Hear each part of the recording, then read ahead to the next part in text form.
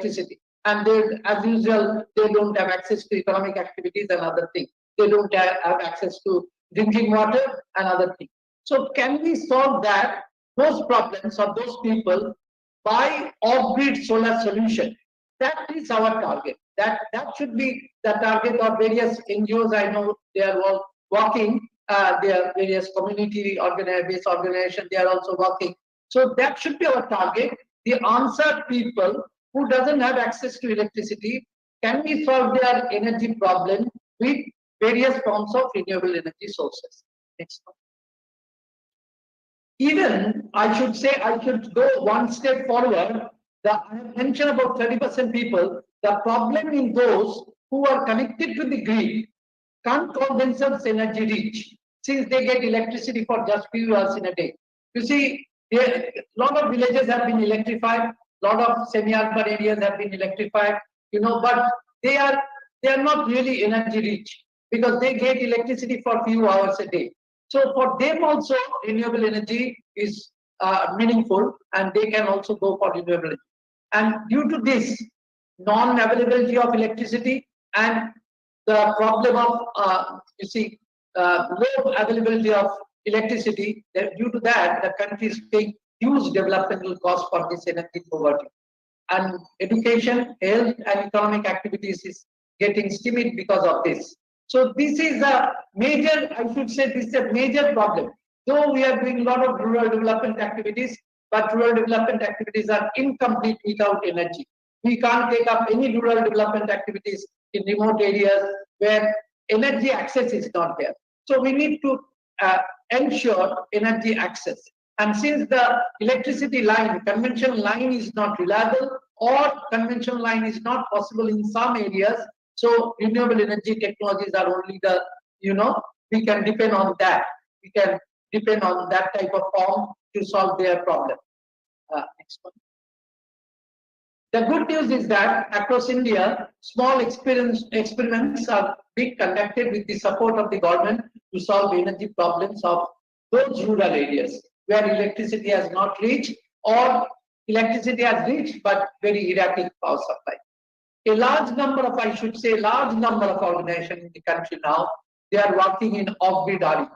They are working, a lot of achievements have been made. There has been a lot of innovative activities in bioenergy sector, this bioenergy, that is cooking for the cooking sector, solar lighting sector, solar power units, small solar power unit or small solar power package, micro hydel unit, water mill, biomass based technology, biomass based power generation, or biomass based thermal application. So these are all small things going on in many villages, but these are not coming into the limelight. But a lot of people in rural areas, in tribal areas, they are enjoying benefits of electricity or benefits of energy from renewable energy sources. NDIT, a core support group of DST, Department of Science and Technology, Government of India, has done some pioneering job in this direction. Sir, sorry to interrupt. You need to conclude in another 2 minutes, please. Only 2 minutes? Yeah, because 10 minutes are getting over. Oh, 10 minutes. Okay, then I'm sorry. Okay, I'm skipping some slides. Give me 5 minutes time. Because 15 minutes presentation that was mentioned. Yeah. So please come to the technology, sir. Okay. The microsolar dome, solar water purifier, solar-based rural sanitation, floating solar. These are the technologies where India has done a lot of job. Next one. This you can see a microsolar dome. Many rural households, particularly as I have mentioned, they don't have access to electricity. So microsolar dome, I am coming to the technology. This is a unique technology combining, daylight capturing and also, PV photovoltaic,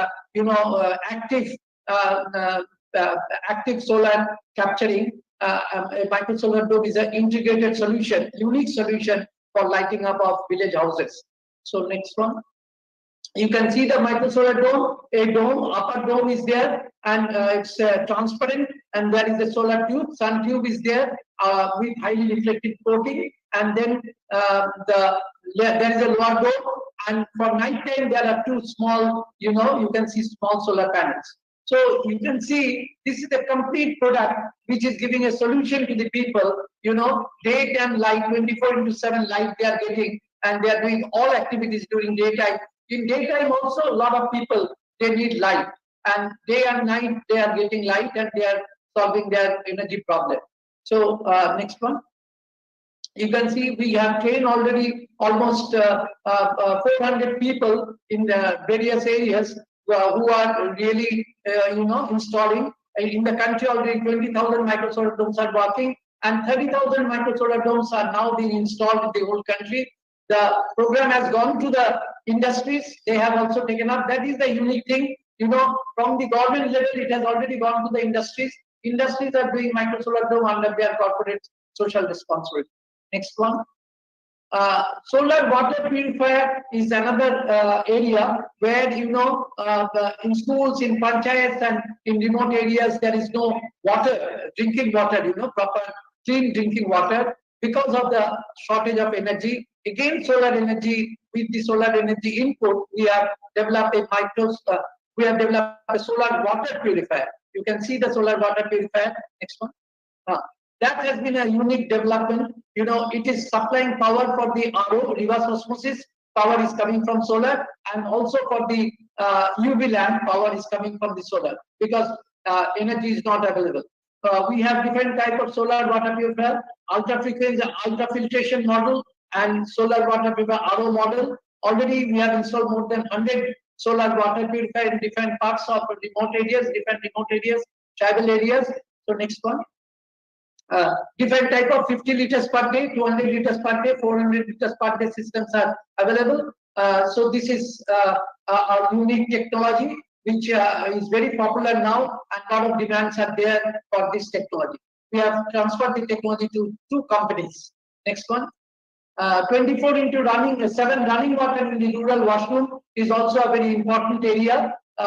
We have constructed a lot of toilets in the country, millions of toilets, but there is no running water. Why there is no running water? Because there is no energy.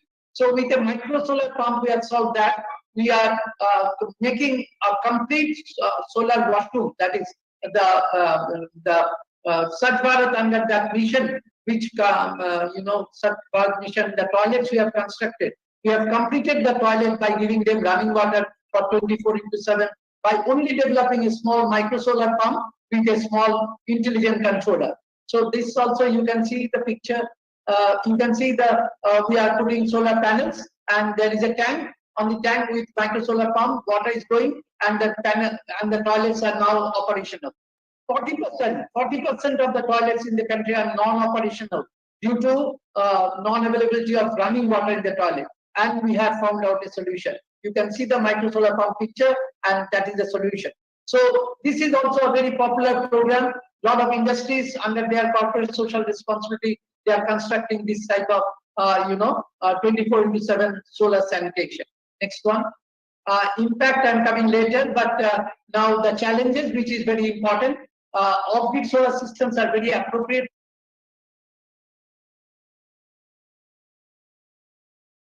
for any rural development activities. However, maintenance of the system appears to be a big challenge.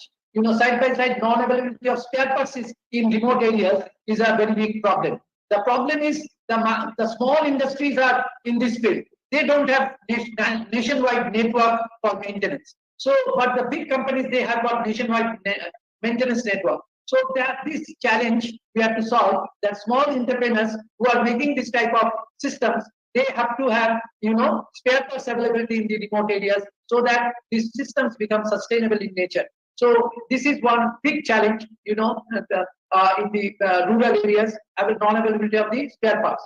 Financing of RE products is another area which needs to be addressed. Easy financing mechanism like soft loan from bank for solar micro solar dome, for solar water purifier, or solar sanitation. Microfinancing is required. Some microfinance institutions have shown interest. We are trying for that, but I think that is also a big challenge if we want to scale up this program, this technology in a large scale. Cost of battery in any off-grid system, that is the basic difference between off-grid and on-grid system. In off-grid system, you will get a battery. In on-grid system, you don't have. So the cost of battery is also a little bit expensive. Though lithium-ion batteries are coming into the picture, but it is not available throughout the country. So that battery area, a lot of research activities we need to do, and we are doing research activities with IIT Kharagpur and IIT Shibpur, also with some NGO partners, some corporate partners. We are doing some research activities, but we are any collaborative activities are most welcome. We need to address such big challenges which I have mentioned, and MBIT is ready to collaborate with any partner organization. Since I've got some small slides, but since time is short, I should say conclude my deliberation now, and I must thank everyone for giving me opportunity. Though it's a short presentation, but in case you have question, I'll be available up to 4:15 in this web clinic. So, if there is any question, I'll be ready to answer. Thank you very much. Thank you once again. Yeah, thank you, Dr. Chaudhary. I am very. I also have seen your solar dome at Tripura. They were very exciting, and many people got benefit. There is one question in the chat box. I'll read it for you. This is by Yogesh Kulkarni. That how we can bring cost of solar technologies down, and then prices of DC pumps are quite high compared to AC pumps. So, could you please answer, sir? Hello? Can you bring cost of solar technologies? Price of DC pumps are quite high compared to AC pumps. How to make return of solar? No, you see now DC pumps are cheap. Now we have made some modifications also. DC pumps are cheap. Even AC pumps can be used. We have a converter type of thing, a small inverter type of thing. We are using AC pumps also with a small inverter. So the cost has come down. Really, cost has come down now, and cost will come down further. There's no a lot of research activities are going on throughout the country, throughout the whole globe. So already solar cost has come down. It is really cheap now. It can compete with the conventional power. And added advantage is solar is environment friendly. So the environment cost should be added. If we add environmental cost, then it is comparable with the conventional power. But nevertheless, still it is little bit more expensive. We are all doing research activities to bring down the cost of solar power. Thank you.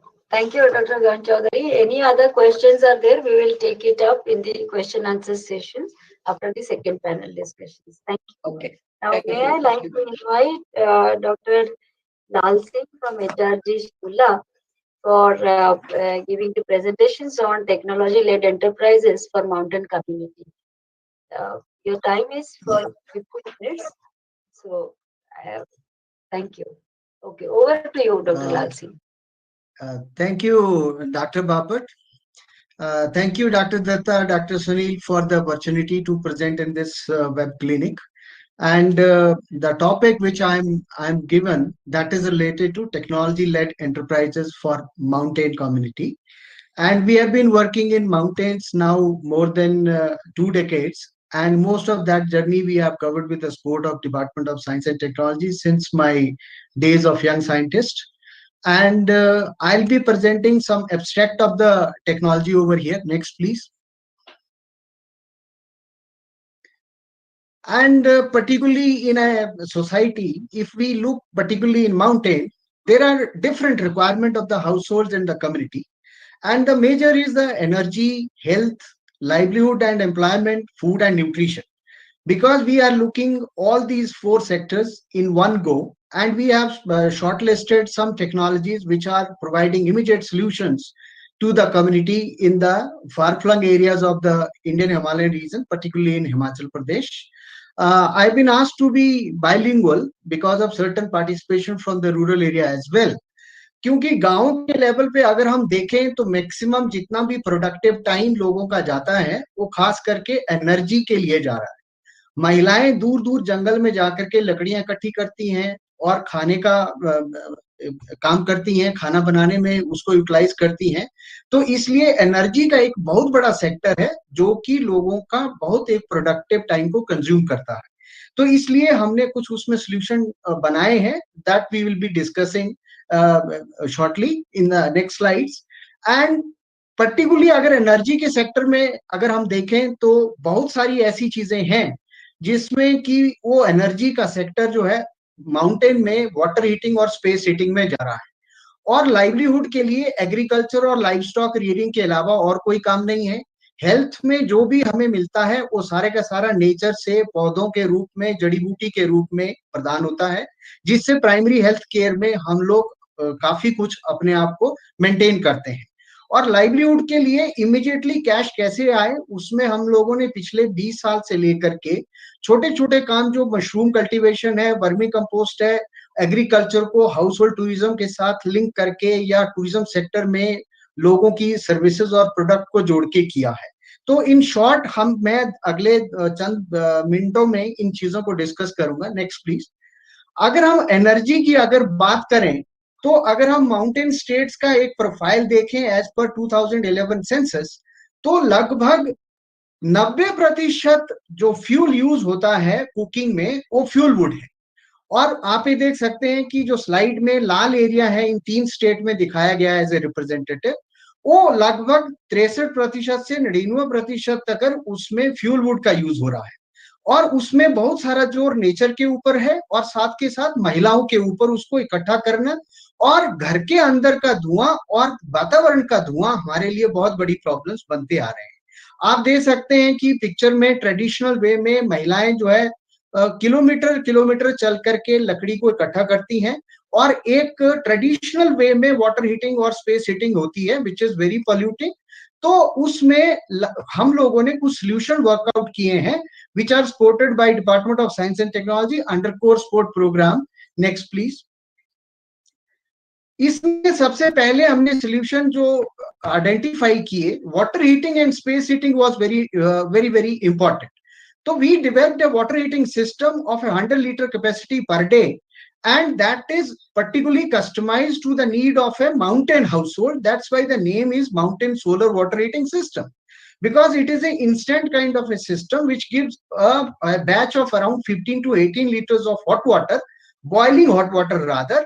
The first batch we achieve almost 90 degrees centigrade in 55 minutes, 45 to 55 minutes, and successive batches we get within a 20 minutes to 30 minutes time. And at the same time, we have a room heating system that blow the hot air in a room and increase temperature inside by 12 degrees centigrade, 12 to 15 degree in comparison to outside. All these things were designed and the rural artisan, and a group of artisans were trained and they try to fabricate these, and the system you have been seeing here, they are a third generation system. I am thankful to the Department of Science and Technology coordinated program long back in 2007 to 2010, and coordinated by Dr. Gon Chaudhary, and I was introduced to energy field. And this particular enterprise of fabricating these two systems, the artisan cluster has been earning almost 15 lakh rupees in last 4 to 5 years, and they have 1500 rupees per system kind of a return per system. Next please. We have installed around 1000 systems till now, and these systems were studied in great detail over a period of time with a sophisticated data logger and the fuel consumption scenario. 40% fuel wood average is saved per system, and saving around 2.5 ton of carbon emission per household. And women are also saving almost 40% time in collection, and they are free of pollution in their houses. Next, please.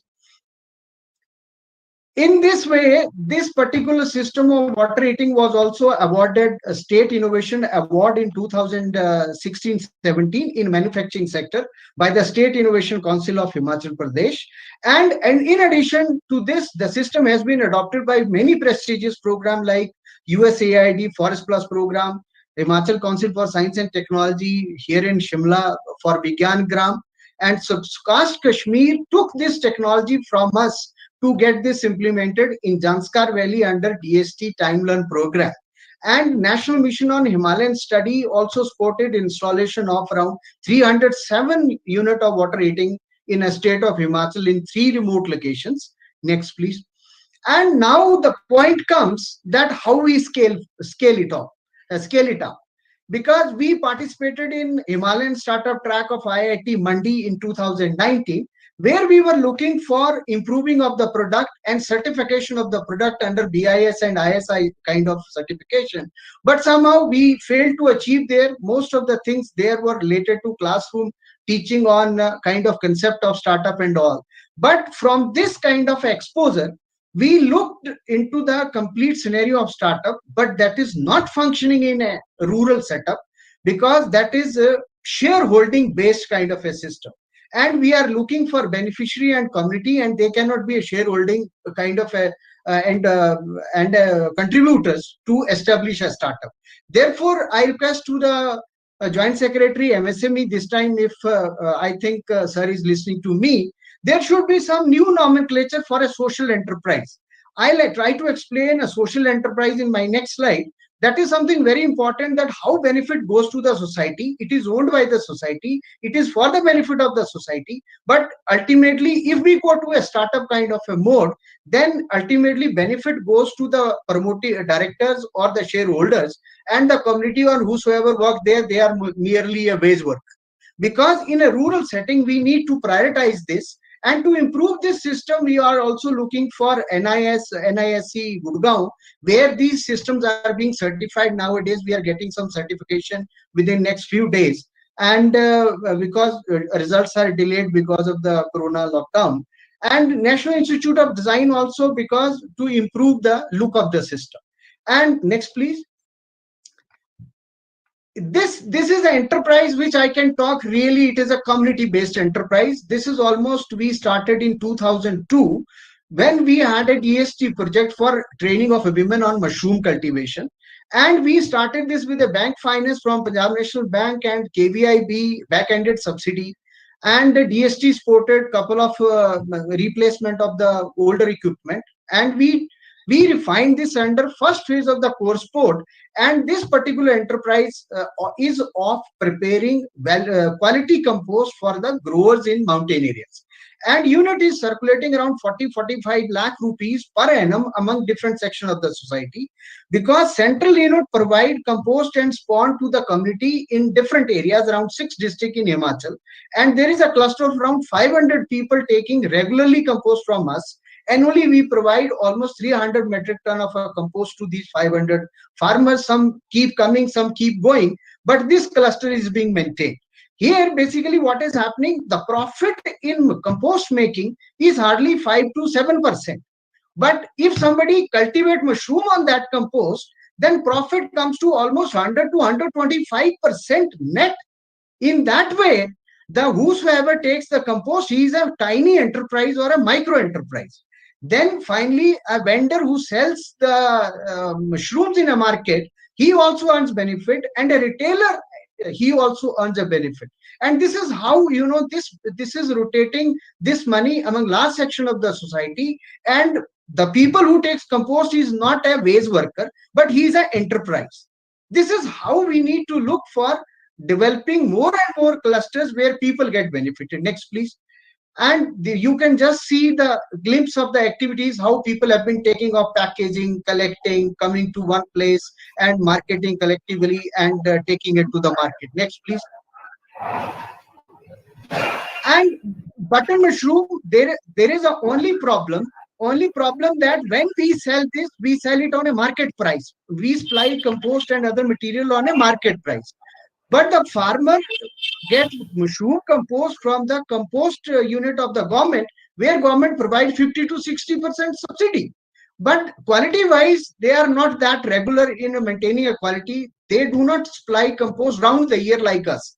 And this is a major challenge for us, that people get to know that they get only one crop in a year, whereas they can get 3 crops in a year because of that subsidy component. If that comes to a unit where we are supplying the material equally better than equal or better than that, that should be included in a government scheme of providing subsidy. Next, please. And this is the most important enterprise in today's time, is of a medicinal plant cluster. We are growing one plant, that is a Charaita. Charaita is a genus of Schwarzschiya that has around 360 species.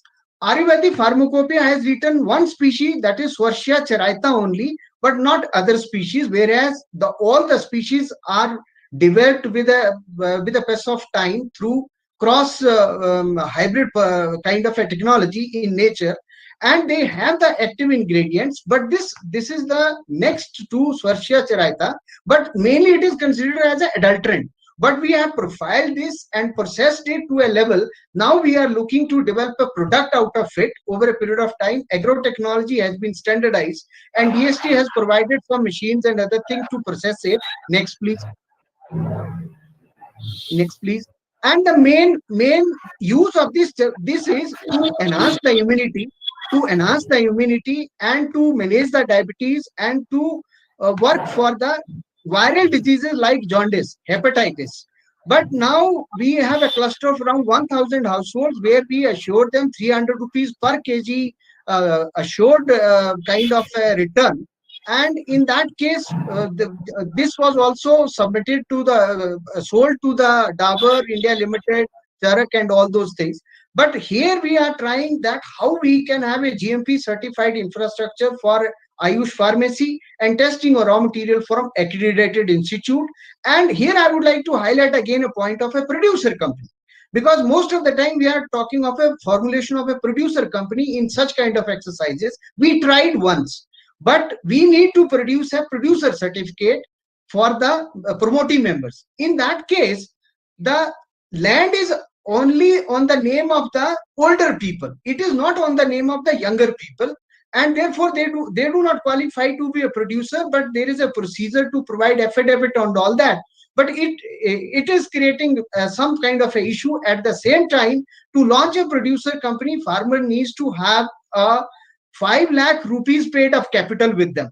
But nobody is ready to invest that much of money. Therefore, that is also not taking off in a manner we would like to take it. Therefore, again, from MSME, we would like to have a new kind of technology or some simplification of an enterprise for a social relevance. Next, please. And these are some common kind of mountain crops which are out of the scene because of the cash cropping due to economic conditions. But they are very important to have a nutritional security of the mountains. And particularly, we are dependent on PDS, and PDS has reduced the diversity of the crop. हमारे सिर्फ चावल और गेहूं उसमें मिलता है, कुछ दालें मिलती है, पर जैसे हम डेफिशिएंट टाइम में जब बहुत सारी चीजें खाते थे, आजकल पीडीएस में हम एक या दो चीजें खाते हैं, तो उसमें हमारी सेहत और हमारी न्यूट्रिशन, हमारे ब्लड लेवल में बहुत प्रॉब्लम आता है. तो इसलिए इन क्रॉप की मेन स्ट्रीमिंग भी हम कर रहे हैं. नेक्स्ट. और जिससे कि लोगों को अब पता लगने लगा है कि भी इन चीजों से हमारे क्या फायदे हैं. और इसमें सिर्फ यही एक मेन कंस्ट्रेंट है कि इन क्रॉप्स की price has increased with the pass of time to a level of cash crops. पर अभी तक लोग इनको कल्टीवेट करने के लिए उस वॉल्यूम तक नहीं गए हैं, जो कि आज की सबसे बड़ी जरूरत है. और पीडीएस में इनको भी इनकॉर्पोरेट करने के लिए बार बार सुजेशन आ रहा है. और न्यूट्रिशन अच्छी नहीं होने के कारण अर्ली लाइफ एलिमेंट डेवलप करना और हेल्थ में ज्यादा इन्वेस्टमेंट होना, that is also a major issue at the ground level. पर अगर इन क्रॉप्स के साथ हमने देखा ट्राइबल एरियाज में buckwheat has become now popular with our initiative under core scheme under phase 2, और उसमें बहुत सारे लोगों ने उससे रिलेटेड उसका आटा बनाना, उसके जो टूरिज्म के होटल हैं उसके पकवान उसमें बनाना, ये सारी चीजें हम लोगों ने जो सिखाई थी वो अच्छे तरीके से मल्टीप्लाई हो रही हैं और इनकी इंपॉर्टेंस आ रही है. Next please. तो जो सबसे इंपॉर्टेंट माउंटेन का सेक्टर है, that sector is related to fodder development. Fodder development life stock rearing का एक सबसे पुराना हमारा सेक्टर है, जिसको कि हम रोज प्रति रोज कम करते जा रहे हैं. तो हमारी टेक्नोलॉजी बंड कल्टीवेशन पे है, साइलेंस मेकिंग पे है, और जो रफेजेस ट्रीटमेंट की है वो लोगों में बहुत पॉपुलर है. और लोगों ने प्लांटिंग मटेरियल को बेचना भी एक व्यवसाय के रूप में अपनाया हुआ है. तो इसमें भी क्लस्टर जो है, जो फॉडर डेवलपमेंट से रिलेटेड है, वो बहुत अच्छा काम कर रहे हैं मिल्क की प्रोडक्शन बढ़ाने को, और जिसमें कि बहुत सारे हमारे आज की डेट में लाइफ स्टॉक इम्प्रूव्ड है. और लाइफ स्टॉक इम्प्रूव्ड है तो उनके करके हमारे लिए क्या है कि उनकी न्यूट्रिशनल रिक्वायरमेंट हम ट्रेडिशनल वे के जो फीडिंग प्रैक्टिसेस है पूरा नहीं कर पाते हैं, तो इसलिए इम्प्रूव्ड प्रैक्टिसेस चाहिए जिसमें कैश की इन्वेस्टमेंट मिनिमम हो। Next please. और कंक्लूजन में, this is my last slide, एक इंटरवेंशन या एक एक्टिविटी से हमारी कम्युनिटी आत्मनिर्भर नहीं हो सकती है, ये हमारा मानना है। और इसीलिए हमारे को एक बास्केट ऑफ टेक्नोलॉजी गांव के रूप में गांव के स्तर पे ले जानी पड़ेगी, जिसमें बहुत सारी चीजों को हम लोग एड्रेस कर सकते हैं जो कि वहां पे रिक्वायरमेंट है। Holistic development of mountain community with S&T innovation and technology transfer, particularly in energy, food, health and livelihood is needed. And this platform is providing a better way to know each other and the strength and weaknesses and the opportunities. तो इसलिए हमारे लिए ये बहुत बड़ी बात है जहां हम सब लोग कोलैबोरेट करके या एक दूसरे की कमियों में मदद करने के लिए और एक दूसरे के लिए खड़े रहने की जो एक तरकीब बनाई गई है, उसमें लगता है हमारे लिए बहुत फायदा होने वाला है। technical and financial support for making product and services, particularly in mountain, को एक अलग से कोई स्कीम के तरीके से उसमें बनाया जाए और जिसके लिए प्रायोरिटी में उसको फंडिंग के लिए और जरूरत के हिसाब से फंडिंग उसको मिले या सपोर्ट मिले और कम्युनिटी लेवल पे लोगों को प्रोत्साहन मिले, उसकी जरूरत है। और pledge for collaboration with community and corporate का भी अपना एक CSR है और कम्युनिटी की एक रिक्वायरमेंट है और उनकी वर्किंग स्ट्रेंथ है। इंस्टीट्यूट और ऑर्गेनाइजेशन इन दोनों के साथ एक ब्रिज बना करके जो ये सेतु वाला प्रोग्राम बना रहा है, I think it is going to be very important in the time to come. और as a HRG and HRG team की तरफ से हम लोग किसी भी कोलैबोरेशन को लोकल को सपोर्ट करने के लिए वोकल फॉर लोकल थीम जो गवर्नमेंट का है आत्मनिर्भर बनाने के लिए हमेशा तैयार रहेंगे। जहां हिंदुस्तान से कोई हमारे एरिया में कोई कंट्रीब्यूट करना चाहता है तो हमारी जो जमीनी स्तर की उसमें जो सपोर्ट होगी that will be always available. Next please. This is all from my side and thank you very much for listening to me and giving me an opportunity to be with you, and if there will be any question I'll be glad to answer. Thank you very much. Yeah, thank you Dr. Lal Singh. एक question मैं आपको पूछना चाहूंगी कि ये जो आपका value addition है, there are really very unique kind of like kidney beans हो या दूसरा कुछ, उसमें क्या आपने GI टैगिंग या दूसरा कोई और इसका कुछ वैल्यू एडिशन के लिए सर्टिफिकेशन आपने ट्राई किया है? हमने उसकी प्रोफाइलिंग के लिए मैम अप्लाई किया है अभी। उसमें रेड राइस की एक वैरायटी है आननी, वो अभी हम उसके लिए अप्लाई किए हैं और उस प्रोसेस में हम एक करके स्पीशीज को ले रहे हैं जिनकी वो गुणवत्ता है। अच्छा, और यहाँ पे मुझे ये लग रहा है we will discuss offline, I will not take everybody's time, but हम लोग ये जो अभी रिसेंटली मैं आपको बता सकती है, our PSA office is working with animal husbandry and that department also said कि जो पशु खाद्य है, जो न्यूट्रिशन उनको भी चाहिए। तो इस विषय में ये आपका जो एक्सपीरियंस है या आपका जो योगदान है उस पे भी हम लोग डिस्कस करेंगे, because this is also been discussed at the very higher level and तो ये बहुत उपयोगी बात हो जाएगी। So thank you, we will take questions later on. Thank you for your very interesting work. Thank you ma'am, thank you. अभी जो है ये सेशन का third and the last presentation है, where I will request Dr. M. Swar from KIIT University, Bhubaneswar. They have done a lot of things on startups and other incubators. So building enabling ecosystem for rural entrepreneurship. ये बड़ा अच्छा विषय है कि really ये ecosystem जरूरी भी है। So I would request Dr. Swar to present his work. Yeah, thank welcome. you. Thank you. Over. Thank you, madam. Thanks to DST and the PSA office for giving me a chance to share our work with all of you. Can I get the can I share my own slides maybe, or I think this is fine. Okay, let me start like that. So I'm Mrityunjay, I'm the CEO of the KIT TBI, and I'm going to speak to you on building enabling ecosystem for rural entrepreneurship. जो मेरे पहले speaker थे उन्होंने बताया कि in rural sectors only one technology is not going to be sustainable.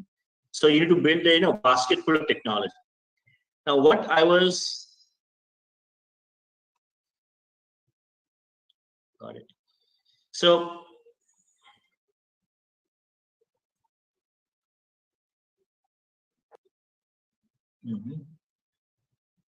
Yes, Kinkini, is there any problem? We are not able to hear Dr. Swar. No, I think can you I think you run the slides, because I think I'm not able to do that. So Yeah. what I was I'm not able to run it. Good. Yeah, I think our team will be able to run it. Yeah, can you go to the next slide, please? So I come from a institution which is called Technology Business Incubator. I think you have been hearing from many people since yesterday. So I come from KIT TBI. It's a very big one, supported by DST and then many other agencies, and we promoted 250 startups.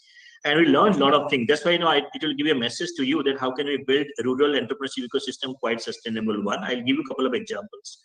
And also promoted 50 plus social enterprises and 16 cluster. Thanks, somebody mentioned about Spurti program. We are also promoting 16 Spurti cluster with a lot of NGOs, and 4,000 plus jobs created, big space. And we also provide certification, how to get it, IP, tech transfer office. They provide a lot of expert services, which is very much required. I have seen people have been talking, learning here and there, and not able to, set things to, in a structured way. So mapping of the local ecosystem, technology refinement, validation, scale up, gap identification. So we provide a lot of things. So you might ask why this person is talking to all of you. Next one. So during our next slide, please. So during this learning process of building the incubator, we also realized we need to build up the community for building the rural economy platforms. So if you really look at the slides, we try to build a community which is not just society, but lot many partner stakeholders.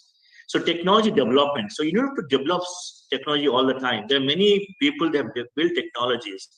Thanks NIF, which is also a part of DST, is sitting in our campus.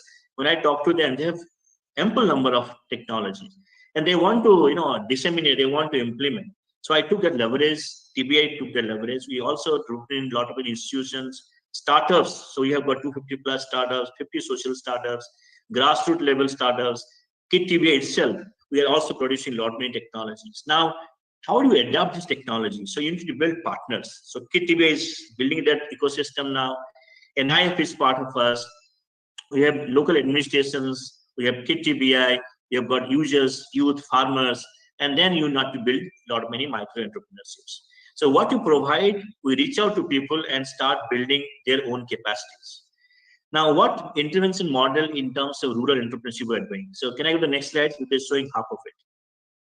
So yes, good one. So what interventions model we put in a two structured way? We bring in a lot of things for the standalone individual startups. I'll give you those examples. And to build an integrated women technology park, which has been supported by DST Government of India. And you'll be very happy that even the project is not completed, the whole system is quite sustainable. In fact, it's profitable. Now look at the standalone individual startups, where you need backward integrations with rural clusters by individual startups. And that is based on the need. And the integrations are demand driven, and the economic development is quite vertical in nature. Now, if you look at the rural women technology park, it operates in hub and spoke model, and you're very happy to learn that model. And the model units with the rural ecosystem promote higher acceptability and adoption of interventions, because you cannot simply tell them what you want to do. Now, economic development is community-wide, and it's quite oriented in nature. Next one. So look at the one example I'm giving, because I'll finish in 10 minutes. So standalone intervention. This is a very interesting startup who said, I want to work with the rural sectors, so there's tribal women. And he has a company called Bubble Nut Was. Now it's doing quite good. And they are extracting saponin from that called Rita Phal, making detergents, hand wash, those kind of stuff.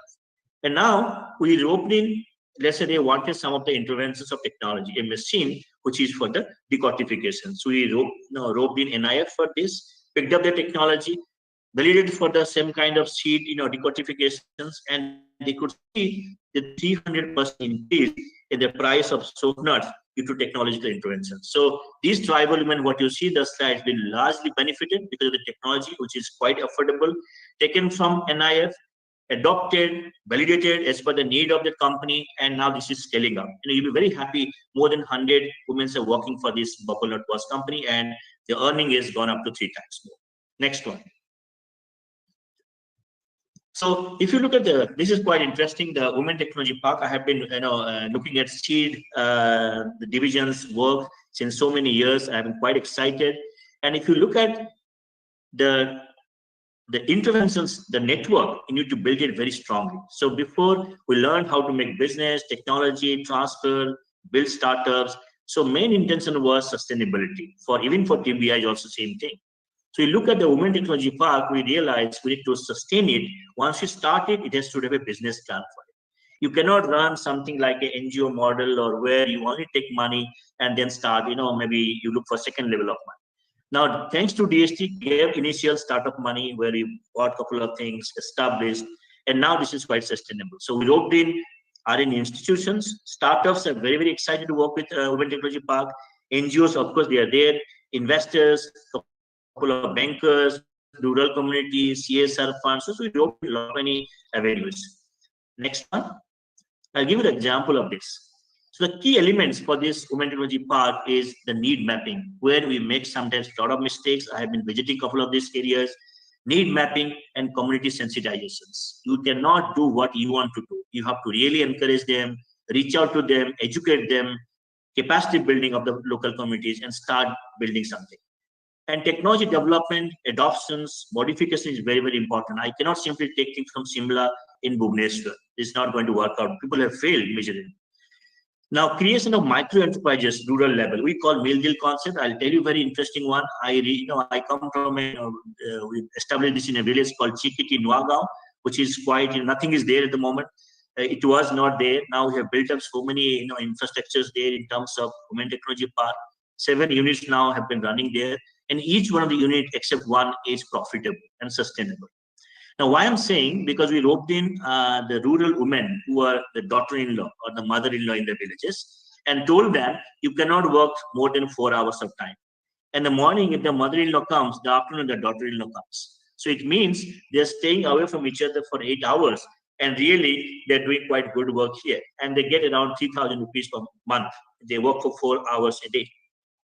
And this, if you look at the WTP, we only got support from DST, but we roped in many other agencies to see that how can you leverage. And thanks to also MSME, the joint secretary is there. We also roped, taken a lot of benefits from the Sputnik schemes. Next one.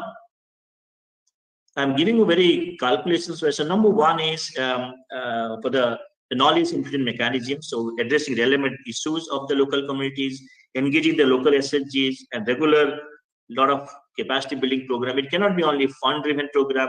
You need to really sensitize them, bring them in, tell them, and they have to explore, experiment, and a lot many training manuals have been prepared for them. And yes, we run several programs every year.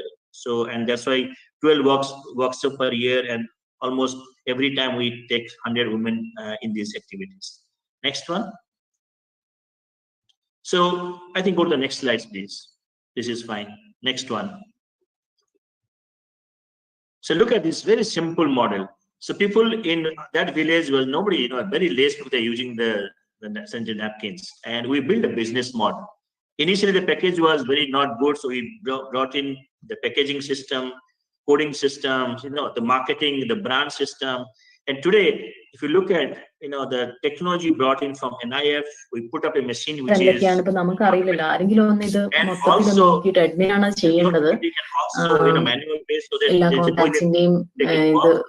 extensive training, rigorous quality checks.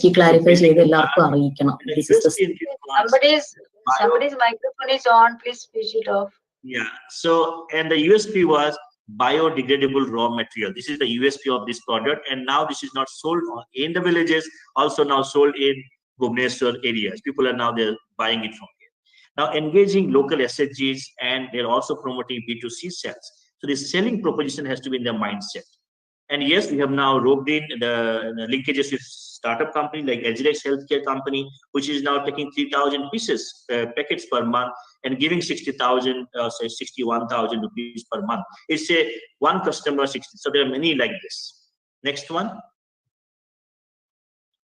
This is a incense stick production unit. So where people now China, because of the Chinese things, the square size, the bamboo sticks are not coming for the incense sticks. So locally we procured bamboos, took again the machines from NIF, make those round ones, and these women are now working in the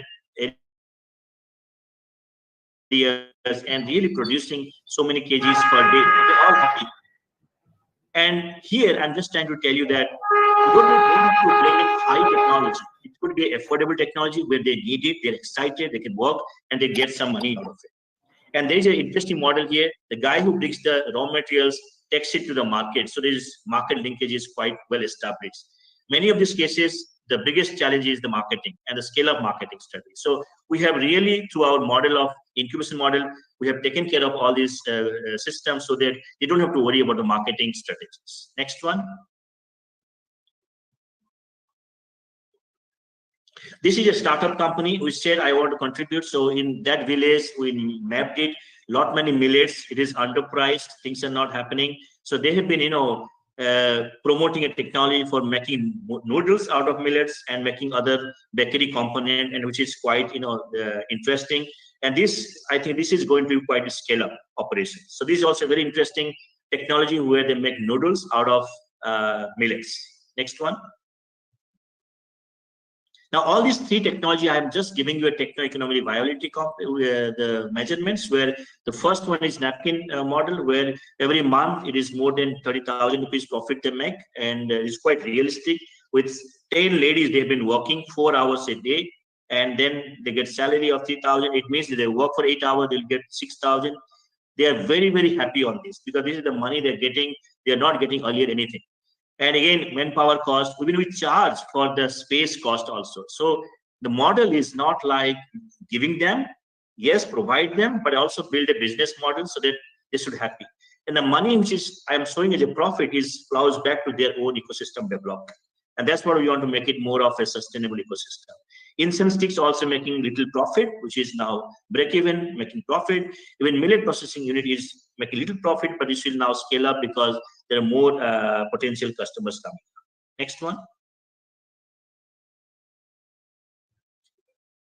Now, yes, you see a lot many challenges, and I find if there are no challenges, you don't find opportunities. And I'm very happy that when people are saying things are not sustainable in rural sector, with our business intentions, our good intention, with the best practices from technology business incubator, we put up in the villages sector through the form of a women technology park supported by DST Government of India. And today you could see the profit is not very high, but they're all sustainable ones. The same center, a small center, is now catering to more than 25 ladies. And the vision is we can make 100 such ladies can work there, and this will be more and more sustainable ones. Next one. The key learnings, what we realized, because every time it's a real learnings for us, the innovation mapping based on local available raw materials is very, very important. And in such kind of sectors, the promoting buyback model of sales for assured market is very, very important. Otherwise, they keep on producing. There are no buyers for it. So we made those arrangements. Sitting in Bhubaneswar, our people are there and they coordinate it. And everything has a good cost for it. So it's more or less now profitable one. Connecting startups in the livelihood sectors to the women technology park micro enterprises. I showed you one of the example called Edgerex company is now buying those pieces of napkins. If he's, let's say he's buying out 10,000 pieces, look at the size of the the unit is going to be 2 lakhs per month turnover. That's a quite interesting business proposition for a small entity micro enterprise in the rural sectors. And if you do that, think in this perspective, that do not underestimate things cannot happen in rural sectors. If you integrate lot many partners, stakeholders, the like-minded, the very easy, acceptable process, things are going to happen. Next one. So yes, it needs lot many cross-based collaborations, and you can see so many avenues. We are now working on all these sectors. We are now mapping those, feasibility studies we are doing. People are doing some studies for 3 months, giving us report. They are all feasible, not feasible. And then in next maybe 2-3 years, you'll see 10 enterprises, more than 100 women working in a village sectors through a women technology park supported by DST Government of India. Next one. And I thank you very much. Things can only happen if you work together. And yes, we have to create livelihood, we have developed economies in the village sectors, and yes, we have to also protect our environment. Thank you very much. I hope I was not very fast. Yeah. Thank you, Dr. Sindhu, for your very enlightening presentation. Are there any questions? One or two questions we can see here in the chat box. You may like to see. Yeah, I think I saw anybody's asking. Local construction matter play and tax in building construction, which has a huge potential job. Oh yes, I think he's right. He's saying please consider using local construction material and tech. Yes. That's a good one. I think we cannot do everything, but that's a good idea. So before we jump into something, we really do a feasibility study. There is a school of we involve our students, do a 3 months program, and then we pick up those which is showing good score. Mrityunjay ji, I have one question here. Hello. Tell me. Yeah, Dr. Sunil. You see, earlier speaker Dr. Lal Singh was having some apprehension about the word startup. Now, because you have shown the social enterprise sector also and the startup business, how you draw a line between the startup as a business, pure business, and as a social enterprise? Because there are a lot of confusion. No. Let me make it very clear. That's a very good question you raised. I thought I'll not comment on that because many people will not like my statements. A social enterprise cannot be enterprise if it's not sustainable. Now you make business, but the business should not have high profitability, right? So, for example, I'll give you an example. Let's say you're making a COVID kit, and then the COVID kit, the price has gone really 10 times. The cost is 50, you're selling at let's say 1,000 rupees. That's not a social enterprise. Now, I'm saying I'm making napkins, sanitary napkins, and there's a need, rural level, people are manufacturing in situ level, and they're having a small enterprise. That's a small enterprise. Now, I come as an Oxford MBA graduate. I said, okay, now let me scale it up. Because the rural sector, people might not scale it up. This is the main question people have been asking. And they don't know how to prepare balance sheet, those kind of legal, as per the industry kind of stuff. Now, I come as a graduate, and I really rope these people in. Like one of the examples Bubble was. It's a social enterprise involving rural women, tribal women, and the earning is become 3 times more. They're getting better livelihood. However, this guy building an enterprise which is profitable, sustainable, but it's not that way, 10 times. It's some percentage of it. So this is also, he has to also file, tax, those kind of thing. It's also, I think, it's a social enterprise. It's a business. If you don't think business, nothing is going to be sustainable, sir. I think social enterprise is also a business entity. You have to take it in a business model. Otherwise, every time you have to look for CSR, grants money, or maybe some donations, and things will not scale up with this. If tomorrow nobody gives money, you are dead. Yeah, I would just like to ask one thing out of your experience. See, when we think about this rural women or rural community for that matter, how their interest in understanding this newer technologies or any techniques or device operation. Very good, very good. Because I travel to that village sometimes just to get feedback from them, and very honest with you, I was having some apprehension that they will not come forward. Now they said we are very much comfortable. So that's why the 3 technology what I showed you, madam, they need it in their villages also. They are not high technology. I'm not talking about something which is unusual for them. Now they didn't do mushroom one because mushroom there's not many in our place. There's not many challenges in terms of it was not better. It was spoiled quite quickly. The environment was not very good, so they didn't like it. So that was taken off afterwards. But now these ladies are quite interested because they're hungry to learn something and to earn something for the family, and that was not happening. So we brought in those avenues, and they are already 10th pass, 12th, fail, those kind of ladies. I think they will not pick up the high technology one, but these are very interesting. For example, the next one we have in a building there, 3 ladies running a program called Digital Health Kiosk. Now, ECG in that village, if they have to do, they have to travel to 35-40 kilometers to call Barampur city, spend so much of money. In the villages, they are doing the ECG for 50 rupees. It's a profitable plan. It's again by a startup company called, MedTelNet, because they has donated and 3 ladies started the enterprise on that. They are earning money out of it. Now tell me, they are 12 fail, but they have to only press a couple of buttons. The rest is taken care by the digital class. Now, I think they love it. And they see, we don't have to travel to Barampur, 35 kilometers, and waiting for 6 hours for bus and all. Now they're getting everything there. So I think we have underestimated probably their, anxiety, their enthusiasm, or maybe, So that I find they're very positive people.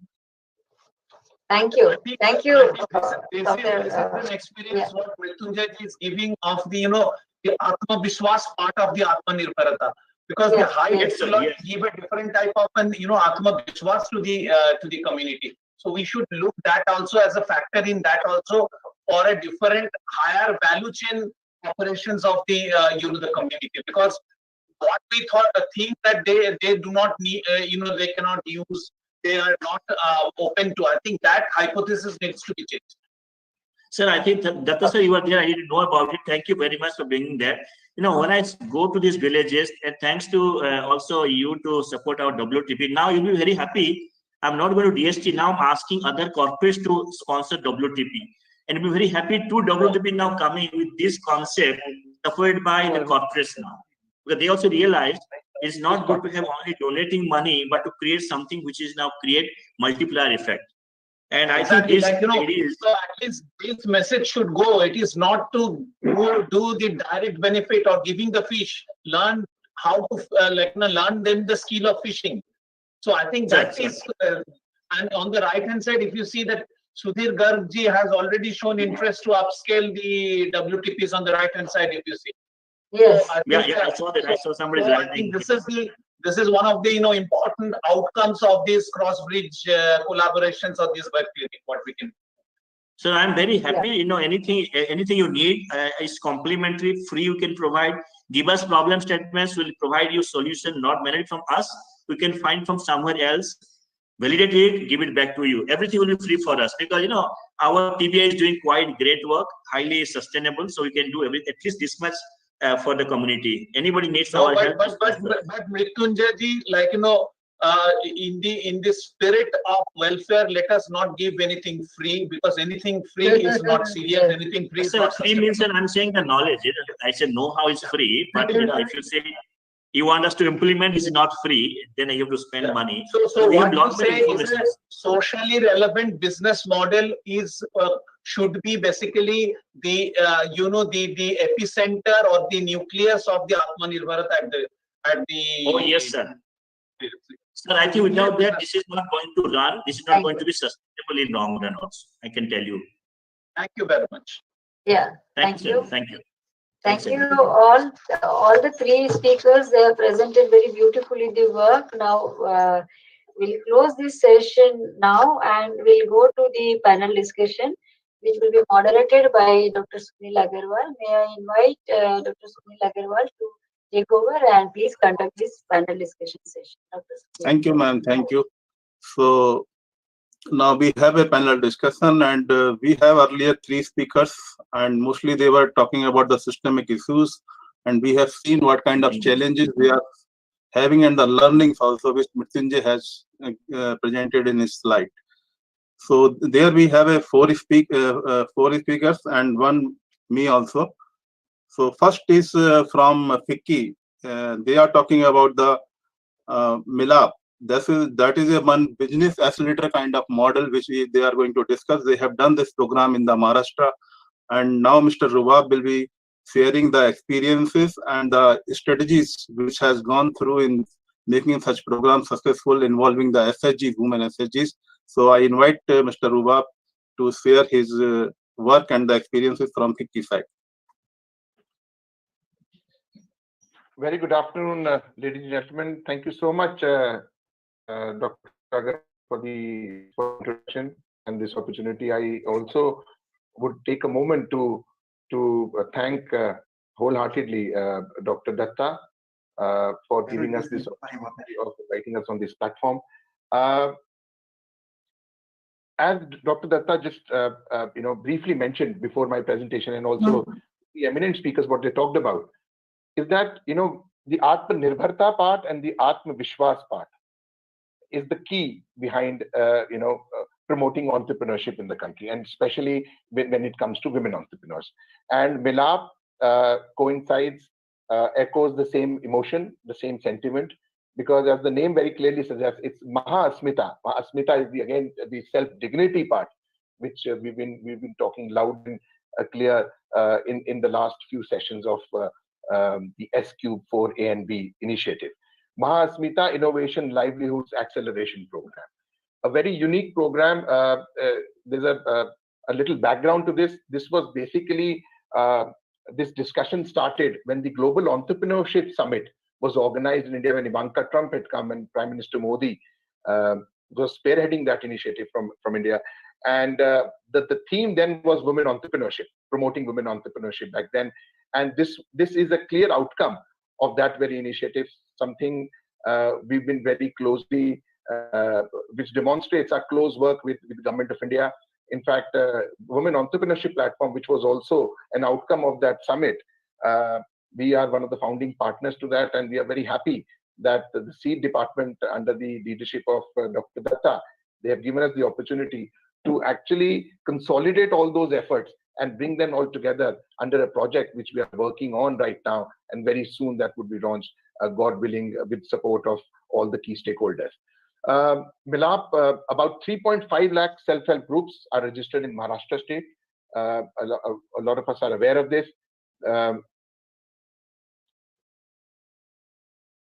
Milap's target has been a business and revenue acceleration of uniquely identified 100 SHGs selected based on turnover, geography, and activity.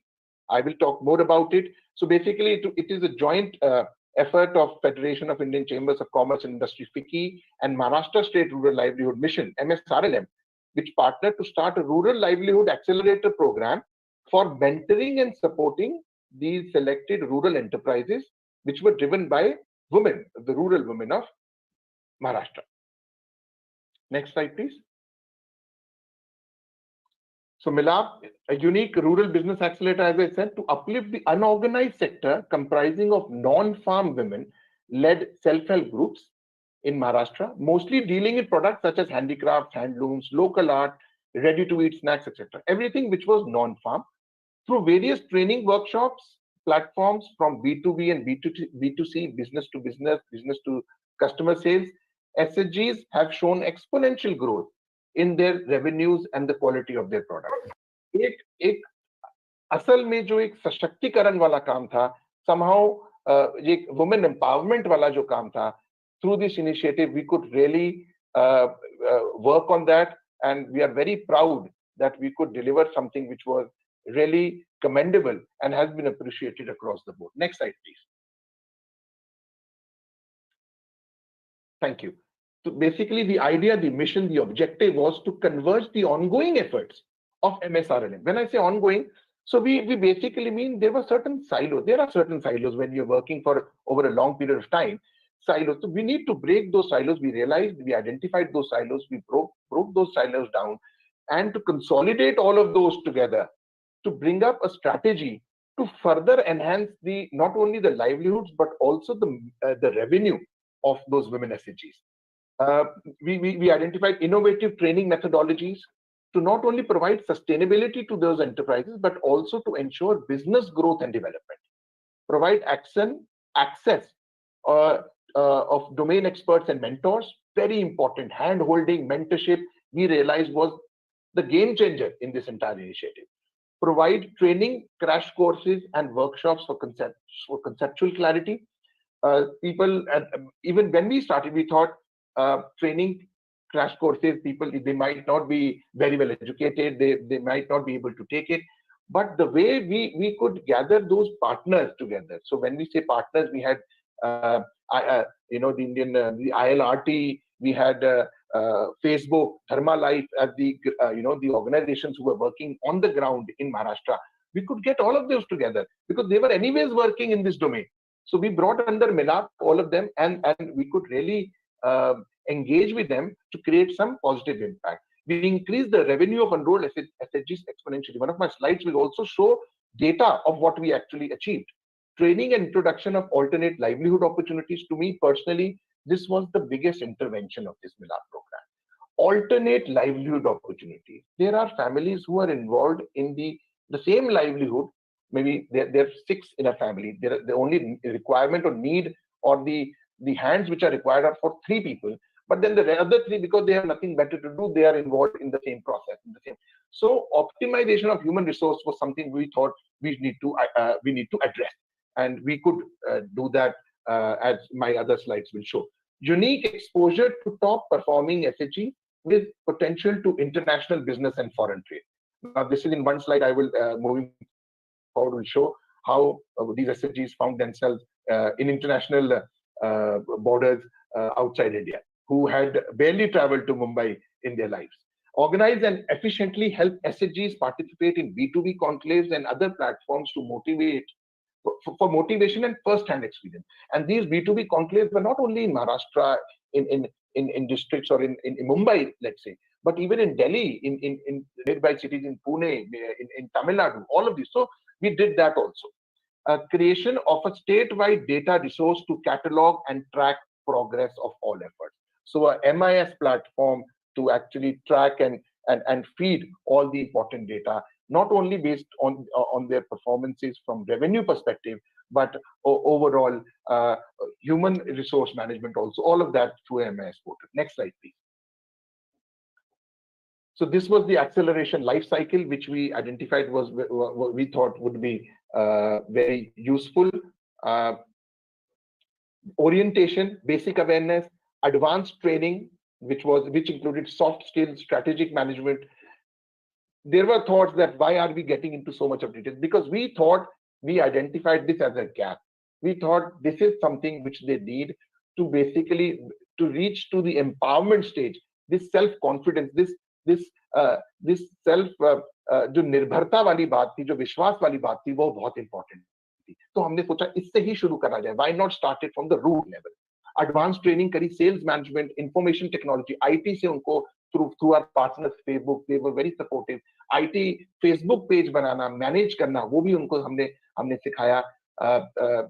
Skill development workshops करी, B2B conclave where it was in Bombay, in Delhi, in Pune, in Rajasthan. We made them travel to attend these B2B conclaves.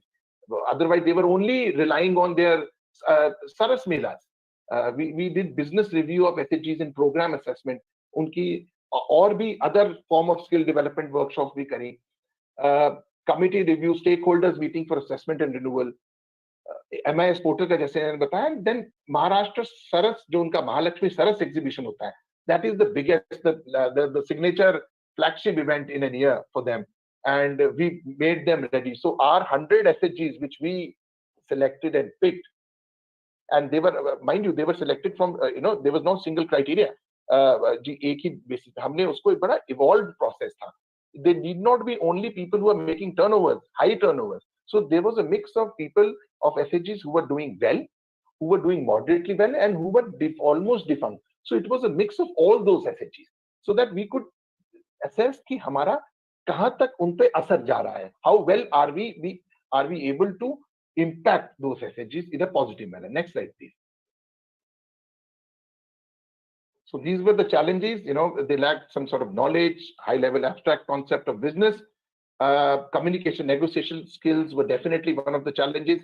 Scalability, जो packaging, pricing, and production से related जो चीज scalability के लिए काम आती है, that was somehow, although MSRN was working on these areas, but we brought a new dimension to the entire approach. Sort of resources limitation भी होता है. Lack of backward and forward linkages. There were linkages, but they were not put together. They were not brought on the same table. So उनके contract management, how they could get bulk orders. I mean, through industry partners. This is what FICCI brought to the table. We had industry members, industry partners who were starting with Maharashtra. Then we eventually had people from Punjab also coming down to Maharashtra during one of the Annapurna food exhibitions to buy in bulk the ghee, which was, can you imagine, a client coming from Punjab to procure cow ghee in Maharashtra. And then lack of latest equipment, machinery, something which we also help them manage moving forward. Next slide, please.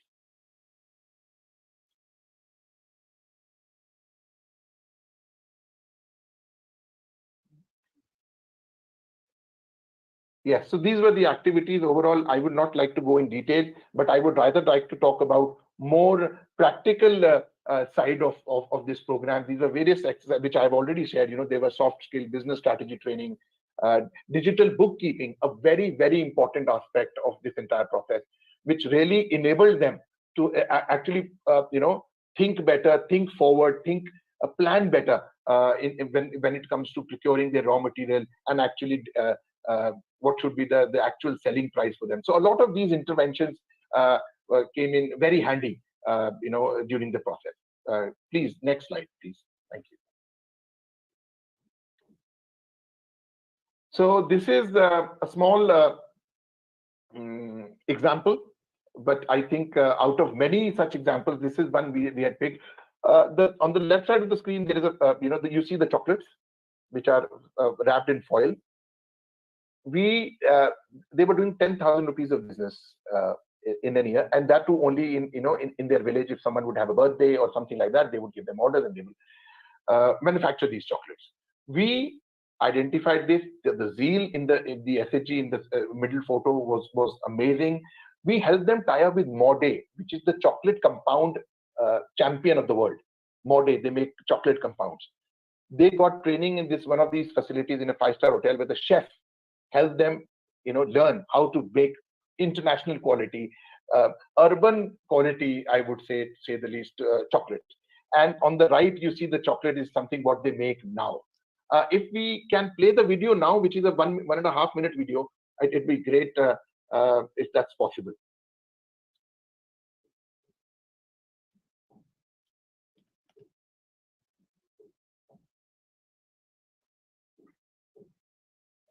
So the video actually is about that lady who would be talking to us now. Yes. Sorry, we can't hear the audio.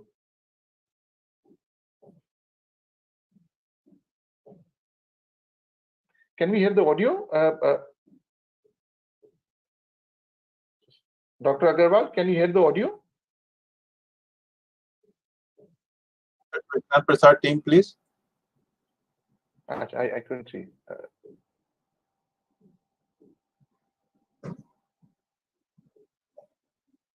We're not able to hear the audio. So I will just try and talk you through this. So this lady is that chocolate, the leading lady of that SHG. Today, she speaks about that she's targeting 10 lakh rupees of orders and turnover this Diwali, and she's been doing business during the lockdown also. And she said that she now can actually talk and negotiate from the very dressing. She's come down very clearly and precisely on what initiatives and what changes has been it has been brought in her approach. So this chocolate box in front of you, now she has the corporate gifting business of chocolates. So and already has an order book of almost 10 lakh rupees for this Diwali. And at the end of the video, she even talks in English. So that is something, it's very overwhelming. It's a proud feeling to have worked with such dynamic women entrepreneurs who have that. I think it is inherited. It's somewhere. It's very much inside them, that quality. And I think we could really just bring them out in open and bridge that gap of their good work with the market. So I think we can come back to the presentation because the audio is not audible. The video we can't hear. That's all right. No problem.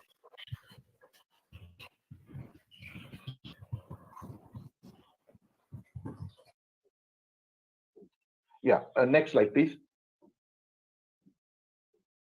So this is a few photographs of 5 of these SHG women finding themselves in US at the Facebook headquarters through our partners in the Harvard University, at the Google headquarters.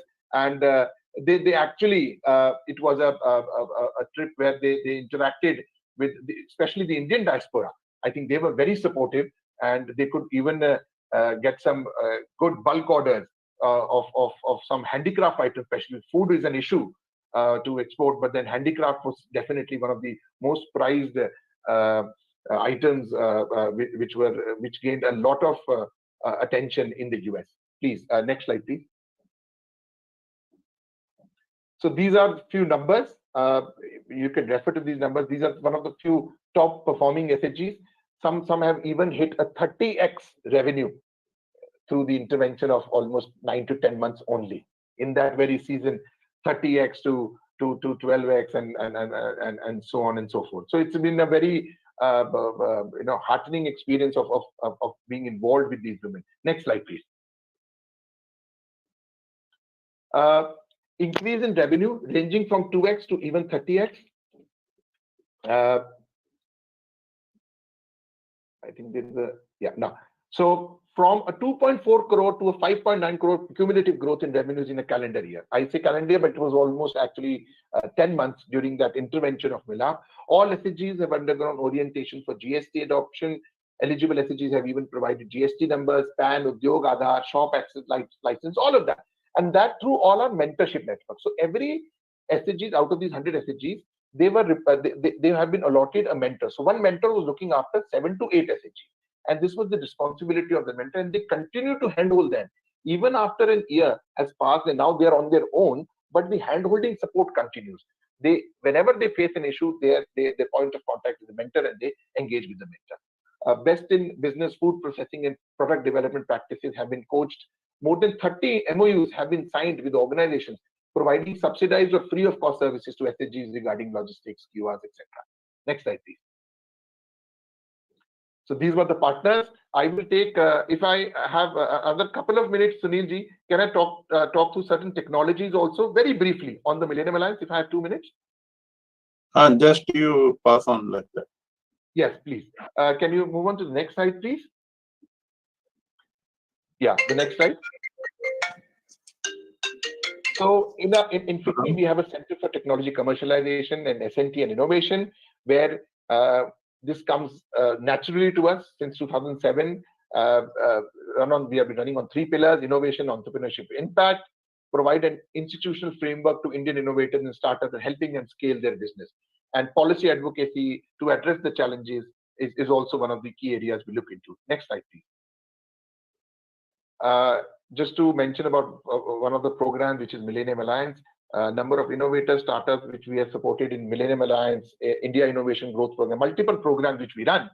The numbers are right in front of you. The number of jobs created are over 138,000. Funds provided from FICCI run programs over 100 crores as grants and as awards.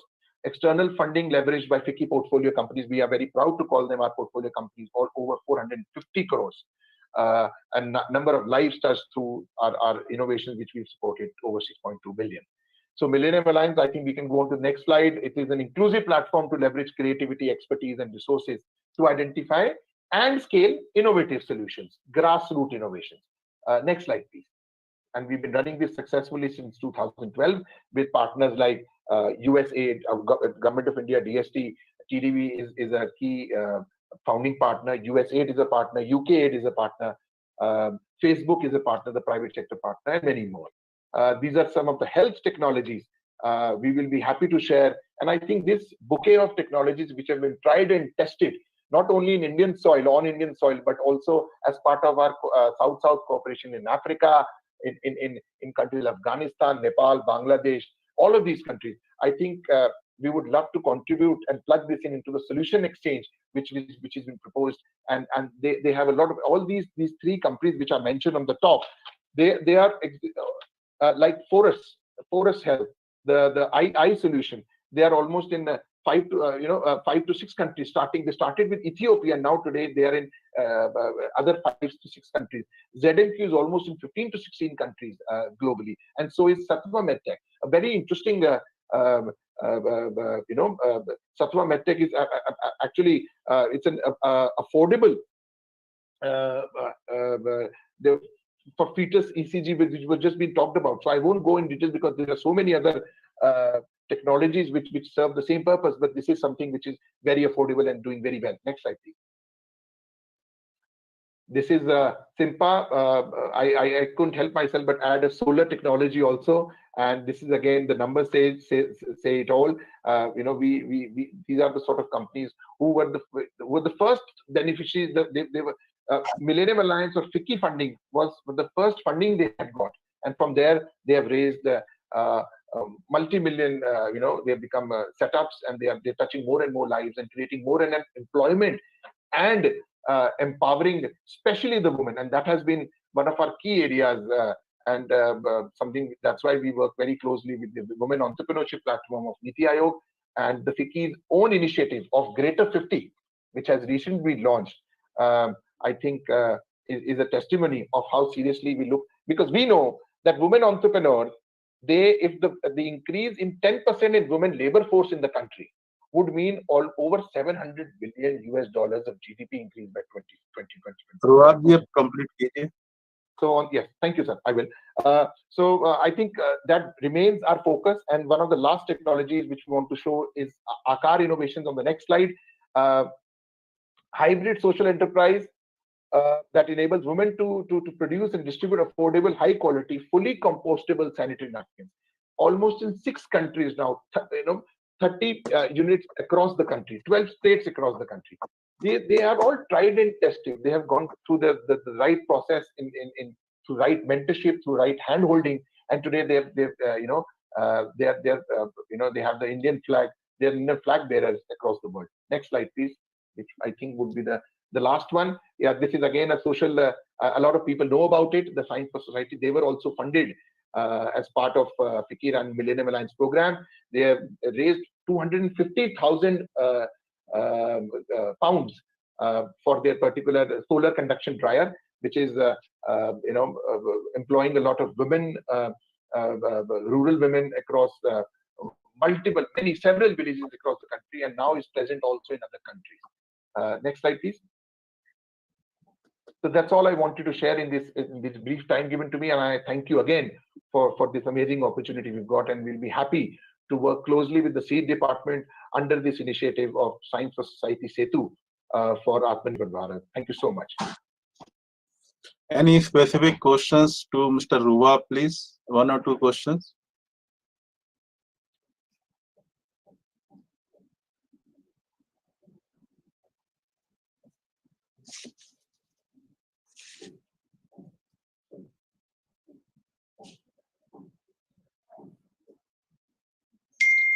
Thank you, Rubabji. So now we move to the next presentation, that is from Development Alternative, that is a core support organization of the division DST, and also the lead agency for the S&T program of Ministry of MSME. And Development Alternative has a one wing, Indian Micro Enterprise Development Foundation, and they are all coordinating that program on the cluster-based model, 17 clusters, which Joint Secretary Sir has already mentioned about the S&T program. So that kind of experience is how this model is working and evolving in different sectors in the rural landscape. That's what Development Alternative is going to share with us, and we have Colonel Raman Thapar, who will be apprising us about the activities and the technology connect in such efforts. And also this will be followed by one of the cluster, a bamboo-based cluster that is in Gujarat. So we request Colonel Thapar for his presentation. Please.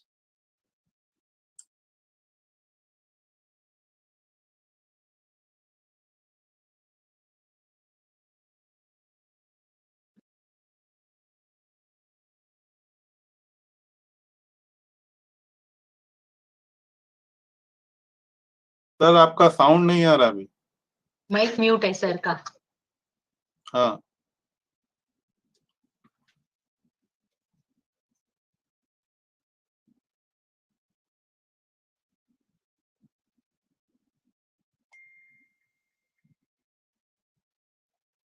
Colonel sir आपको mic mute है.